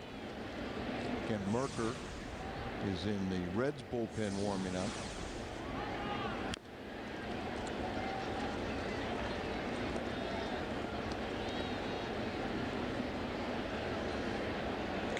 Tim Garcia wants us to say for the 3rd or 4th time that Balone is warming up in the Cardinal bullpen. And there he is. He's right on top of his game. Not quite to the Bubbles act, but 3-2 is hit on a couple of hops, knocked down by Miles from his knees. The stretch, safe. Almost came up with it. And a base hit for Griffey. Fans appreciate the effort. As knocks it down, came up on him a little bit. And look at this throw from one knee, trying to kind of jump up to get a little bit more on the throw. And it just sails and pulls Albert off the bag. Very good camera work right there. Brandon Phillips with a runner at first base. Cardinals clinging to a 1-run lead. And now Balone will have to throw a little harder because he'll have Dunn on deck.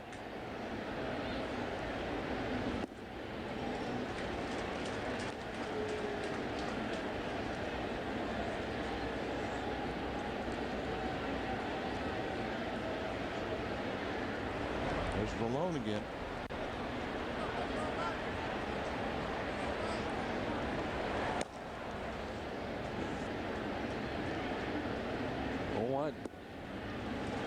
Slider has been nasty here on Phillips. Not only does Kyle have very good stuff, but his composure and just his mental attitude has just been beyond his age.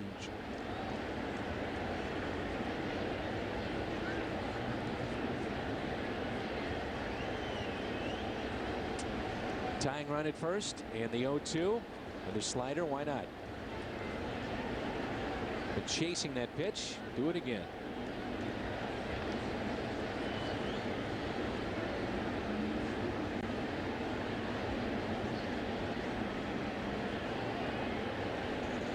Slider. 1-2 pitch. 2-2. There's a time in Junior's career where you really had to pay attention to him over at first. He's not going anywhere.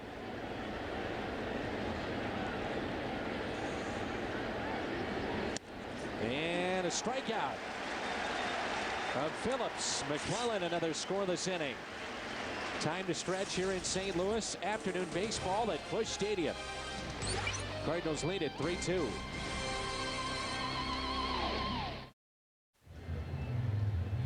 Petty Sharp is today's merchandise winner in the Hyundai Long Drive Inning Sweepstakes. If a Cardinal hits a home run in the 7th, Petty Sharp qualifies for a Hyundai Sonata drawing in September. To register, visit a St. Louis area Hyundai dealer. Barton's going to pinch hit here, and he'll face the old veteran Kent Merker, who missed all last season with Tommy John surgery, and he's off to a good start. Now this is Kent Merker. Yeah, you know, he was warming up in the bullpen, according to Tim Garcia, and Ron Vallone has sat down. But Merker is not allowed to run in any of his last 5 appearances. He's one of 5 non-roster invitees to make the opening day roster, and good to see him back. Still pitching very effectively. Here is Brian Barton to lead it off. Cardinals half of the 7th.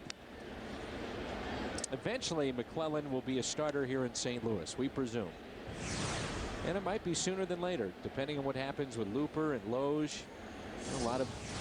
Well, I think right now he's where he needs to be this season, and just let him get his feet wet. He's getting great exposure, and you know he's going to be a force to reckon with because of the fact he has those 4 pitches.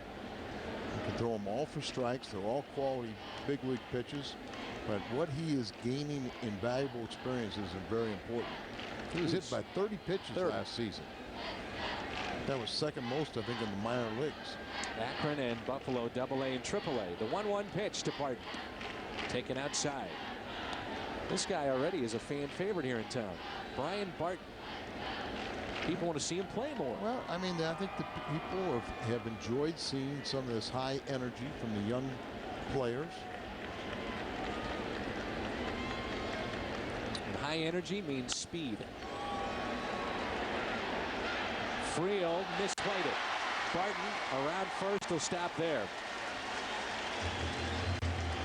They're going to give him a base hit. Base hit, but as you said, it was misplayed. He was caught off on guard, you know, just didn't read it off the bat well. Slips out there, hits in the heel of his glove, and he pops out. But he wasn't sure where this was going, and then he's falling down. He slipped, hits him on the heel of the glove, and it's hard to keep that one in there. Now if you're Tony, do you bunt here? Do you hit and run? Straight steal? You do a lot of different things. I just think that you can be so creative with this duo. You know the bunt is one of the options. A hit and run, a lot of little different things that you can do. You know, they're anticipating the bunt, so that opens up hitting lanes.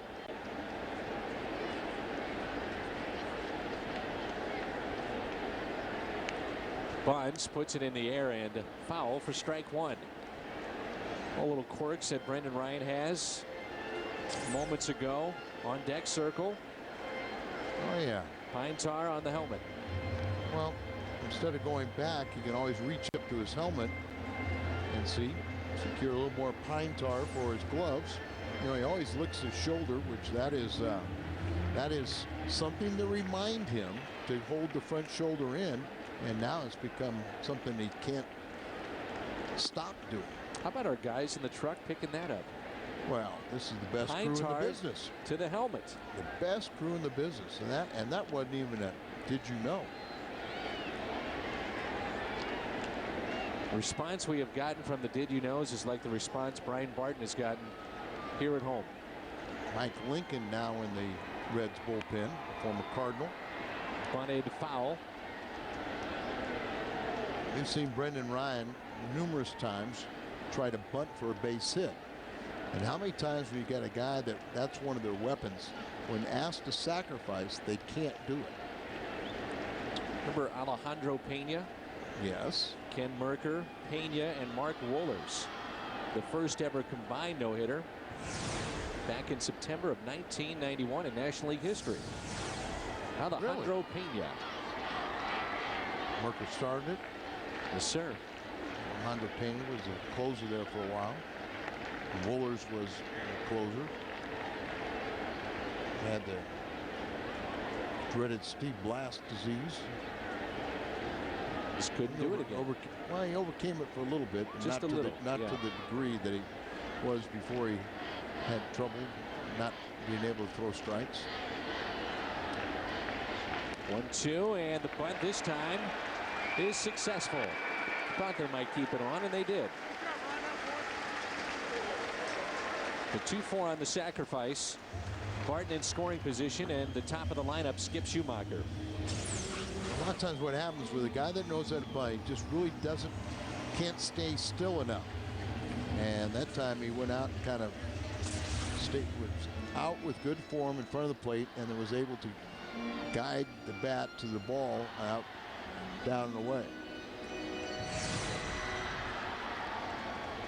This is one of the guys that you want up in this spot, Skip Schumacher. Hitting .385 with runners in scoring position. And this has been a problem for the Cardinals this year. Today, they've only left 4 on, but this season, driving runners in.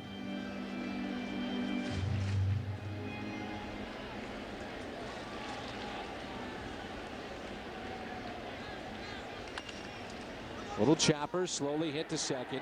Phillips gets Schumacher by a step. And Barton advances over to third base. This Friday, the Bush Bash will feature Kyle Loge. He'll sign autographs from 6 until 6:30. For tickets, call 345-9000 or STLCardinals.com. Cubs in town, first of 3 on Friday night, and again, seats are available.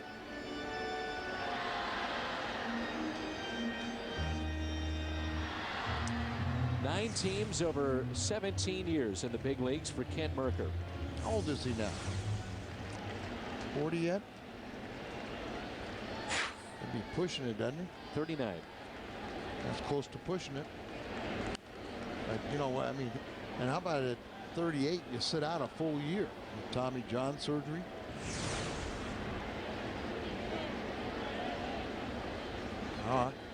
Our graphic says 40 years of age. So one of you guys were giving me Tim Garcia information. That would be me. He's 40. Thank you. The 0-1 pitch. Foul territory, get out of play, and it will. That's the first time you've ever been dishonest with me. Last time I looked, he was 39. I hadn't looked recently. I didn't know the birthday. He's 40. Alan, I apologize. That's completely my fault. Where, you know, if Tim said something like that, it was a misprint in the media. No, he was probably trying to be deceptive. But that's a big run out there. And Miles, only 217 from the right side, his natural side. Popped up again. That'll find the seats.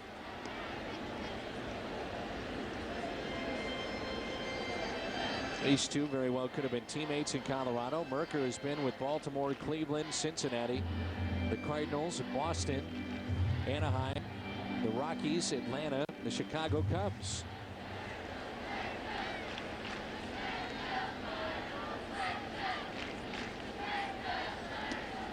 Nice block by Ross. Yeah. Tough play for a catcher right at the feet of the batter. And a breaking ball right there, and just have to slide across there and hope that it'll bounce off your chest protector and drop near the plate.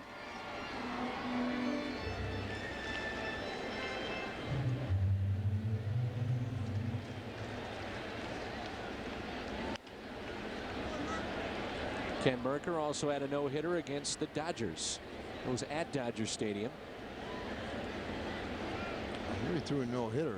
That's what kind of fooled me when you were talking about the combined one. He was the starter in both, but the one was the solo no-hitter back in '94 against the Dodgers. The 1-2 pitch. In the air, left center field. Friel on the move. He won't get it. Insurance for the Cardinals. Barton will score. And Miles delivers with 2 outs here in the 7th. Big base hit there. Second RBI of the game. 2 for 4. And boy, Barton getting the base hit and then coming home on the double by Miles. A 2-run cushion for the Cardinals with 2 frames and 6 outs to get. Kept on fouling off pitches. Now he finally got one that he could handle and hits it out into left center. They're going to intentionally pass Albert. Bring up Ankiel. Get the lefty-lefty matchup, but Ankiel has had a big series. So, but still, it's the right move to make. Albert leads the major leagues in walks and leads them also in intentional passes. Ricky Ankiel is 7 for 12 in this series. And he's been on base every time today. 2 singles and a walk.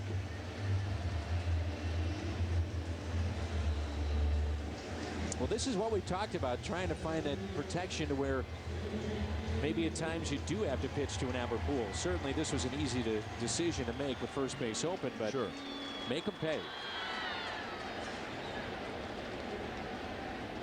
And even if Rick gets a base hit, it still was the right decision.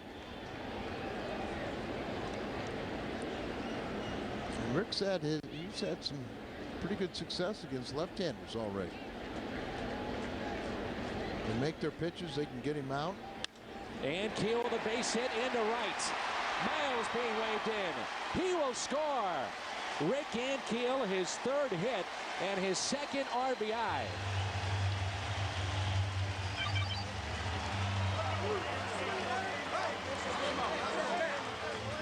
What we're saying, you know, he's had good success, doesn't give in. If they get the ball in the strike zone or something he can reach, he usually hits it pretty hard.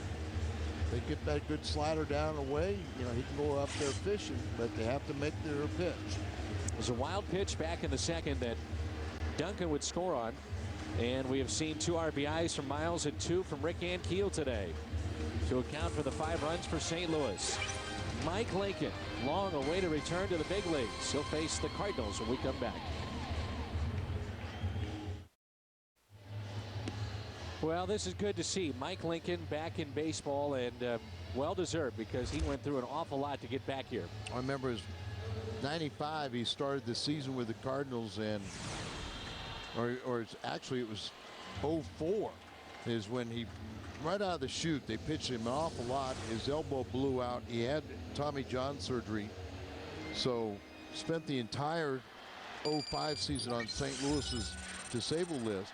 Did not pitch in 06 and 07, and he went to a trial camp. He called the Cardinals. They had no interest,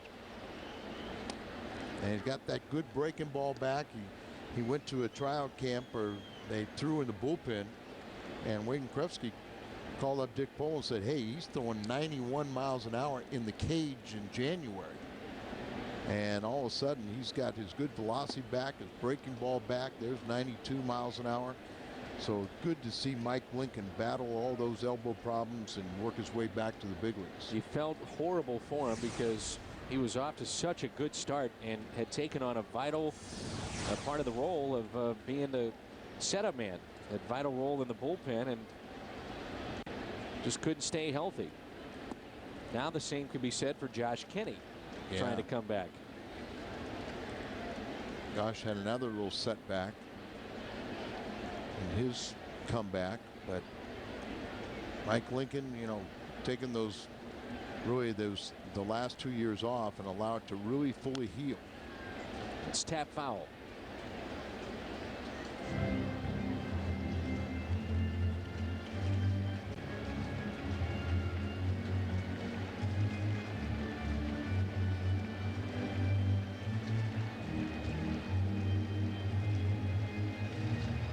1-2 the count with 2 outs. Runners at first and second. The Cardinals can win. They'll finish the month of April with 18. There's that slider again outside. 2-2. That'd be the most. They've tied the most ever for March, April wins with 17. Well, they played a lot more games this year. There's only one off day. Let's be honest too about it. I mean, the Cardinals have played a lot of home games, and they haven't faced some of the top teams in the National League yet. Don't tell them that. You know, but they've gained an awful lot of confidence. They believe in themselves. They think they got a good ball club, and it's the old story. If you think you're good enough, well, then you got a chance. Runners off with this pitch. 3-2 the count. Lost today is 0 for 3. Got the slider and he strikes out. But the Cardinals pick up 2 insurance runs. Thanks to Miles and Ankiel, it's now 5-2.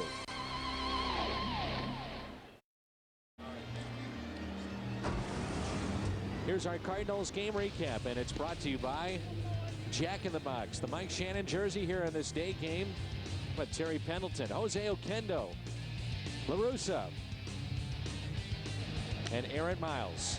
Miles with a single following the double by Skip Schumacher back in the third. The second run for the Cardinals, then Rick Ankiel would bring in Miles. Eventually he was thrown out at second base as he came off the bag. This nifty play from Brendan Ryan, and the scoop on the other end by Albert.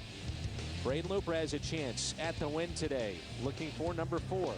Wasn't overly sharp early on, but was able to hang in there like Miles did on that turn on the double play.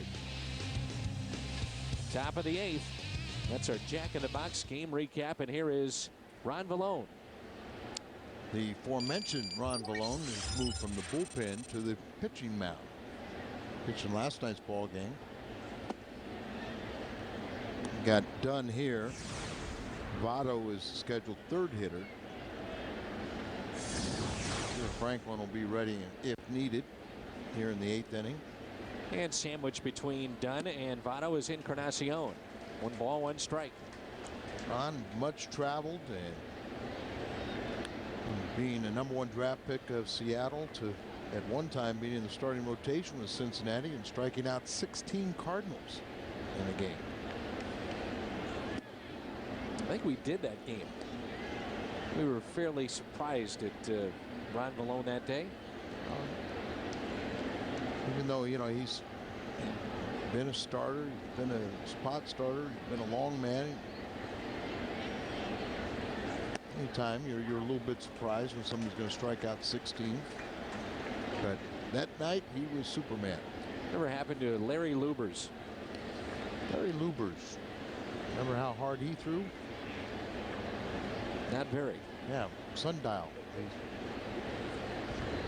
Travis Smith. 2-2 pitch. Pujols is there. First out. Lubers not only pitched against us with Cincinnati, but he started for us for a brief time, right? So it made me think of it. Yeah, and now they're going to go to Franklin.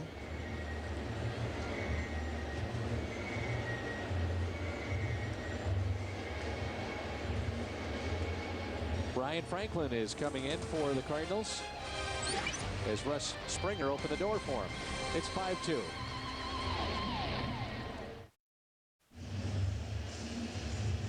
Here is Ryan Franklin. It's 5-2 St. Louis, top of the 8th. The Cardinals have out hit the Reds 10-9.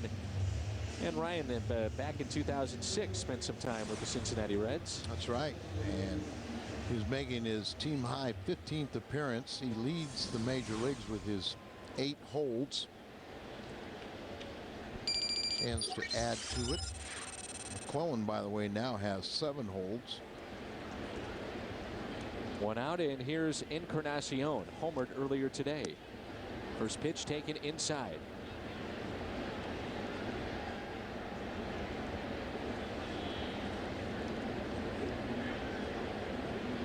Cardinals fell behind 2-0. And now lead it 5-2 on the infield. Troy Gloss is there. Now, does Brendan Ryan still have the sunglasses on? Because remember a few years ago, I guess it was last year, took a little heat for not having those sunglasses on. No, he's got them on. 40,629 today. Very nice crowd with a nice afternoon temperatures after a couple cold nights. You know, the heaters haven't been turned on today. No, they have not. And hopefully we can put them away for the rest of the year. 2 outs, nobody on. Here's Joey Votto. Good pitch and a check swing and a strike. Lefty getting loose in the pen. That's Flores.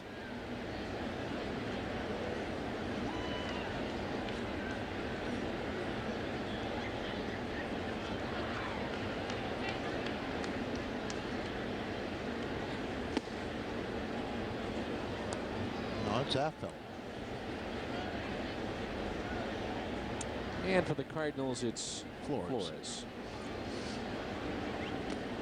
2-1. I knew what you I meant. know you knew, Al. But I think that you need a day off. Oh. Just think, you can have a nice dinner at home tonight, day off tomorrow, and get yourself ready for the big series against Chicago starting on Friday. I'm looking forward to that. I am too. It'll be a lot of fun as downtown will be hopping this weekend. I'm sure we'll have a contingent of Cub fans come in for the showdown. It's also a Hungo night coming up.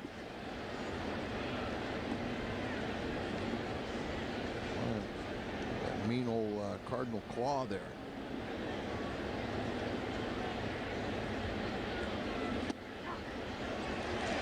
Called third strike. What is he looking at? Right down central. Bottom of the 8th coming up. 5-2 Cardinals.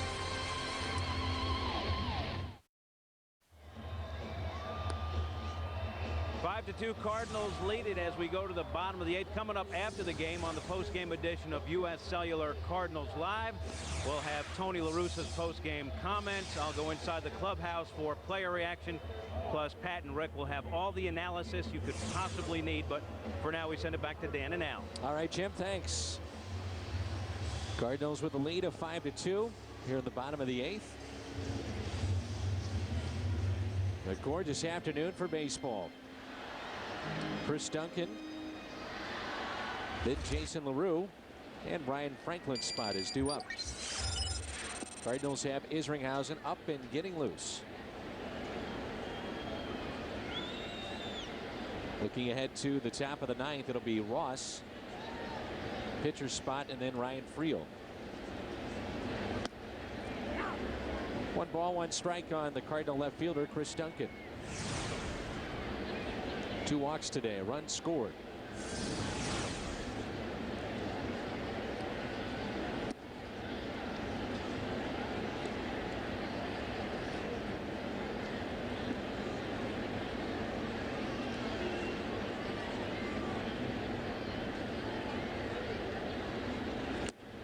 Misses outside. 3-1. They say with shoulder injuries, the hardest pitch to get back is your curveball. With elbow injuries, the slider. Base hit for Duncan. Slider's often the pitch that creates that torque and the elbow injury, so you're kind of reluctant to throw it. Affelt is warming up.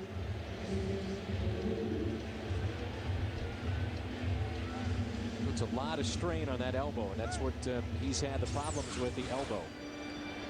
Watch how he finishes there and see that torque and just the twisting action. You see some slow-mos and you just wonder how an arm stays attached. Here's LaRue. A throw over. I don't know if our Emmy, a winning sports science show, but sometimes you ever seen a guy throw without a shirt on and really see all the muscles in the arm and just and the shoulder, what it does to it.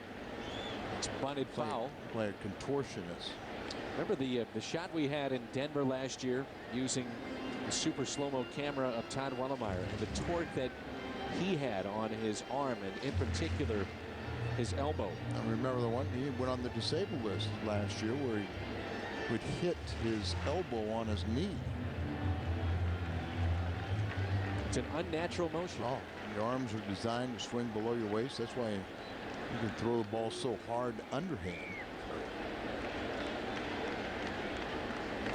Just amazing how certain pitchers are able to stay in this game as long as they do. And Nolan Ryan, as hard as he threw.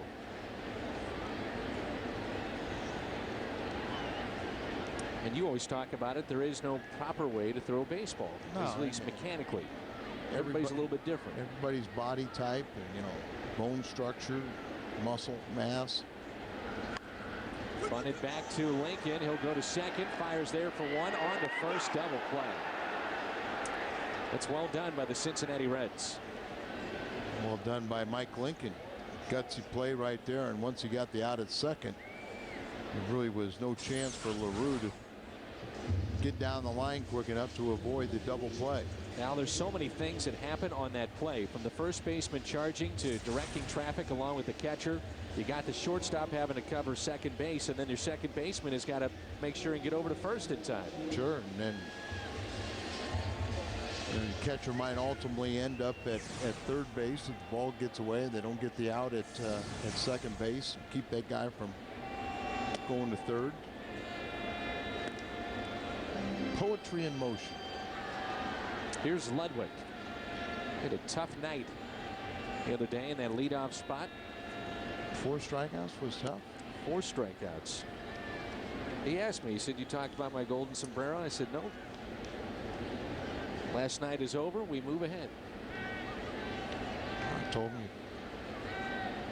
you hope to play long enough that you get that it's going to happen again. You just make sure you have a lot of good days in between. 2-1 with 2 outs and nobody on.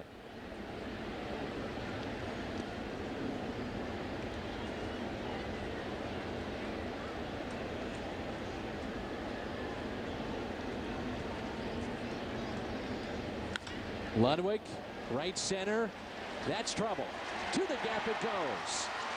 On his way to second. He'll stop right there. 2-out double.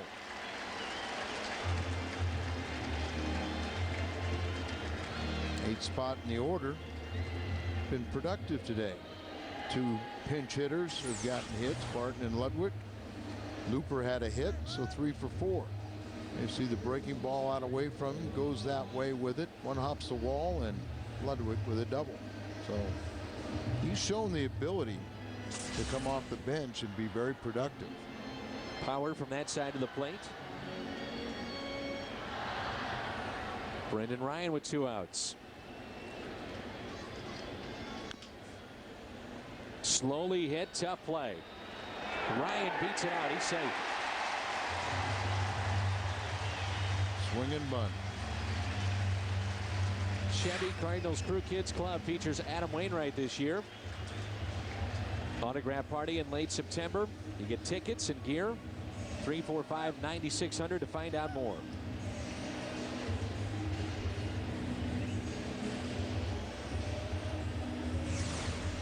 Dusty going to make a pitching change here.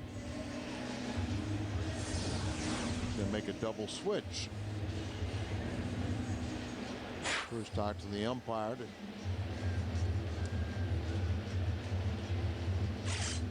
see if Hattybird comes in to play first base as Votto made the last out, and then you bring in Outfeld, the left-hander, for Schumacher.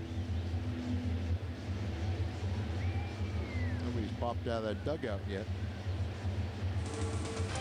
Tell you about the change when we come back. First and third with 2 outs, 5-2 St. Louis.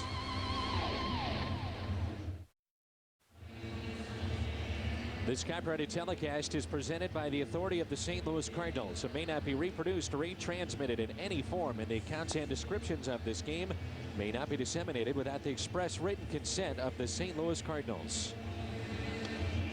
St. Louis 5, Cincinnati 2, bottom of the 8th, and it's first and third with 2 outs. You know, another thing about Mike Lincoln, and I'm sure some fans are saying, boy, the Cardinals hung in there forever with him. why isn't he here? Well, the Cardinals' strength going into spring was bullpen help from the right side. They had a lot of guys there, so not much room for Mike Lincoln. Well, and he was being compensated in 05 by the Cardinals without pitching, so you didn't want to pay 06 and 07. And he first asked the Cardinals if they had interest, and as you said, that was one of the strong points. Still had, Josh Kinney, and you had all the starters on the disabled list, so why want another, rehab project? Skip Schumacher, top of the lineup, 1 ball, 1 strike. Struck out, he's doubled, he's flied out to left and also grounded out. Trying to make it his 11th multi-hit game of the season. 2 strikes, 1 and 2.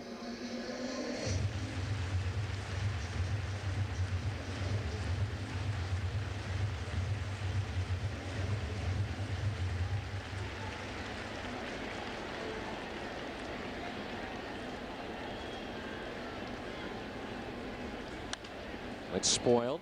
The Reds will head to Atlanta after an off day, and John Smoltz is saying, you know what, I'm willing to return to the bullpen. See, San Francisco, St. Louis, and Atlanta, huh? Cross country. 1 and 2 the count with 2 outs and runners at first and third. Tap foul.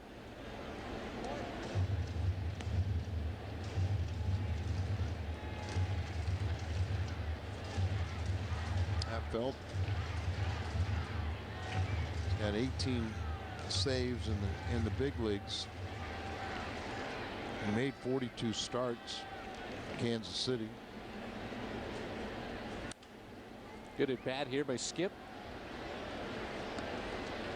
This will be the 7th pitch upcoming.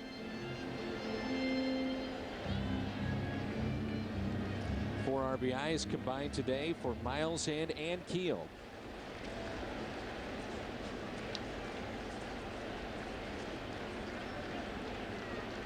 Here's a 1-2. 2 and 2.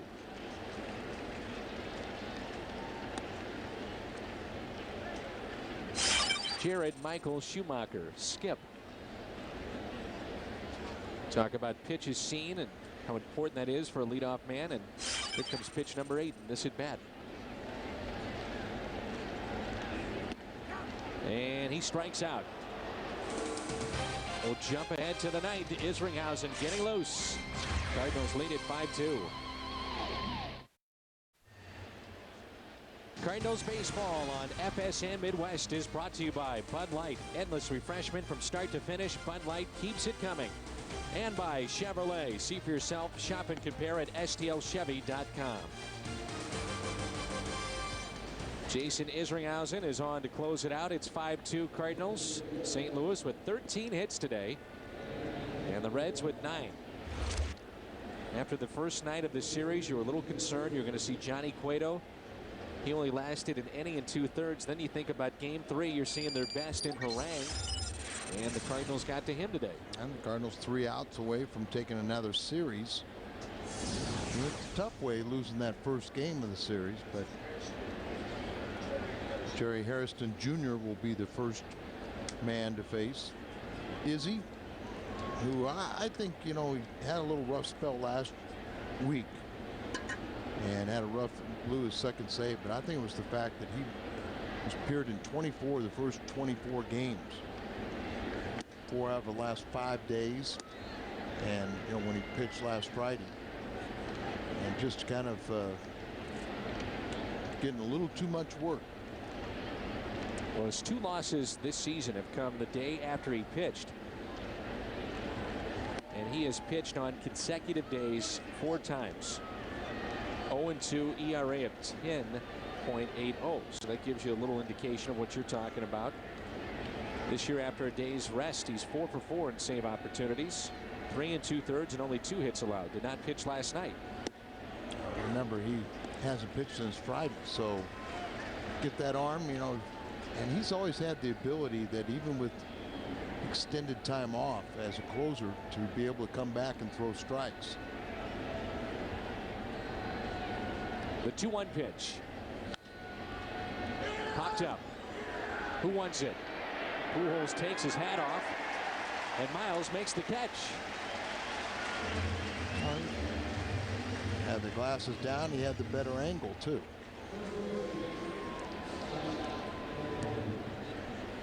Scott Hatteberg, part of the double switch, his first plate appearance of the afternoon. 5-2 Cardinals. Cardinals trailed 2-0. Midway through 2, they picked up a run in the bottom of the second, 2 in the third, and 2 more in the 7th. Miles and Ankiel both with 2 RBIs.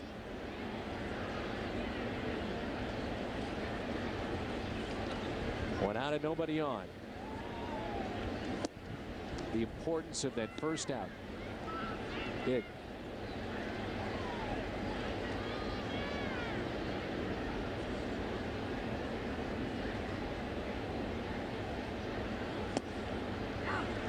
You know you're the all-time Cardinal saves leader and you're closing in on 300.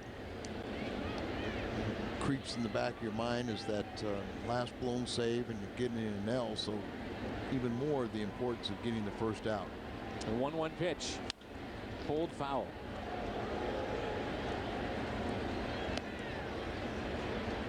One and 2. Well, the youth movement, Hatteberg gets a lot less playing time, but he's a good guy to have off your bench. Good guy to have on your team. Outfield is shallow. Ankiel is playing in Jim Edmonds country there. Yeah, he doesn't have a lot of power for a first baseman, but he is a professional hitter. What is a professional hitter? Well, it's a guy that doesn't give away at bats and goes up there. He's ready to, you know, to hit. He doesn't, you know, as I said, the biggest thing, you don't give away at bats. You go up there and make usually the pitcher work. You work the count. See Izzy with that reaction. Boy, he wanted that call. 3 and 2. Izzy's had the best of these matchups. Hatteberg went bat 143 against him. And a high fly ball into shallow center. And Keel shading from the sun. That kind of sky, not only does he have the glasses down, but using his glove to shield the sun from his eyes and make that catch. That's what you try to do with a guy that doesn't have any power, is make him hit it in the air. Ryan Friel has been that spark plug one more time. He's 3 for 4 in this game. Cardinals an out away from winning this series. Strike 1. Cardinals took 2 of 3 from Houston, on the cusp of taking 2 of 3 from Cincinnati. Rick Ankiel, our Budweiser player of the game. Budweiser, the Great American Lager. Ankiel on base 4 times today, 3 hits, 2 RBIs, and a walk. The 0-1 pitch.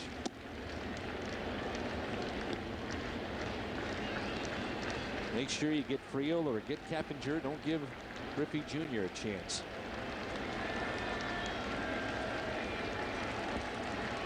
Two spots down in their lineup. The 1-1 pitch. Popped up. This should do it. Pujols. He's got it. Cardinals win it 5-2.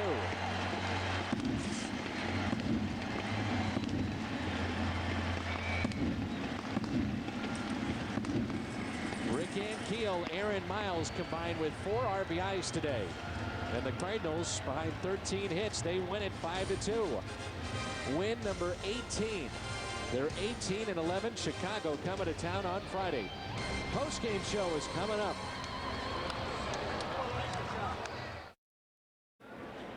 Game is over with the Cardinals' victory, their 6th series win of the season against just 1 loss, Ricky. And Pat, this game a microcosm of the Cardinals season. A good starting job by the starting pitcher and a nice close game, a fun game to watch. Yeah, Cardinals have had a lot of close games this year. And it was fun. We'll talk about today's game as we continue on U.S. Cellular Cardinals Live coming up. Braden Looper has been wonderful in April. We'll let you know what to expect for the former reliever for the rest of the season, plus all access inside the Cardinals clubhouse. Tony La Russa's post-game press conference and the Cardinals plays of the month. And what a month it was. U.S. Cellular Cardinals Live is coming up next.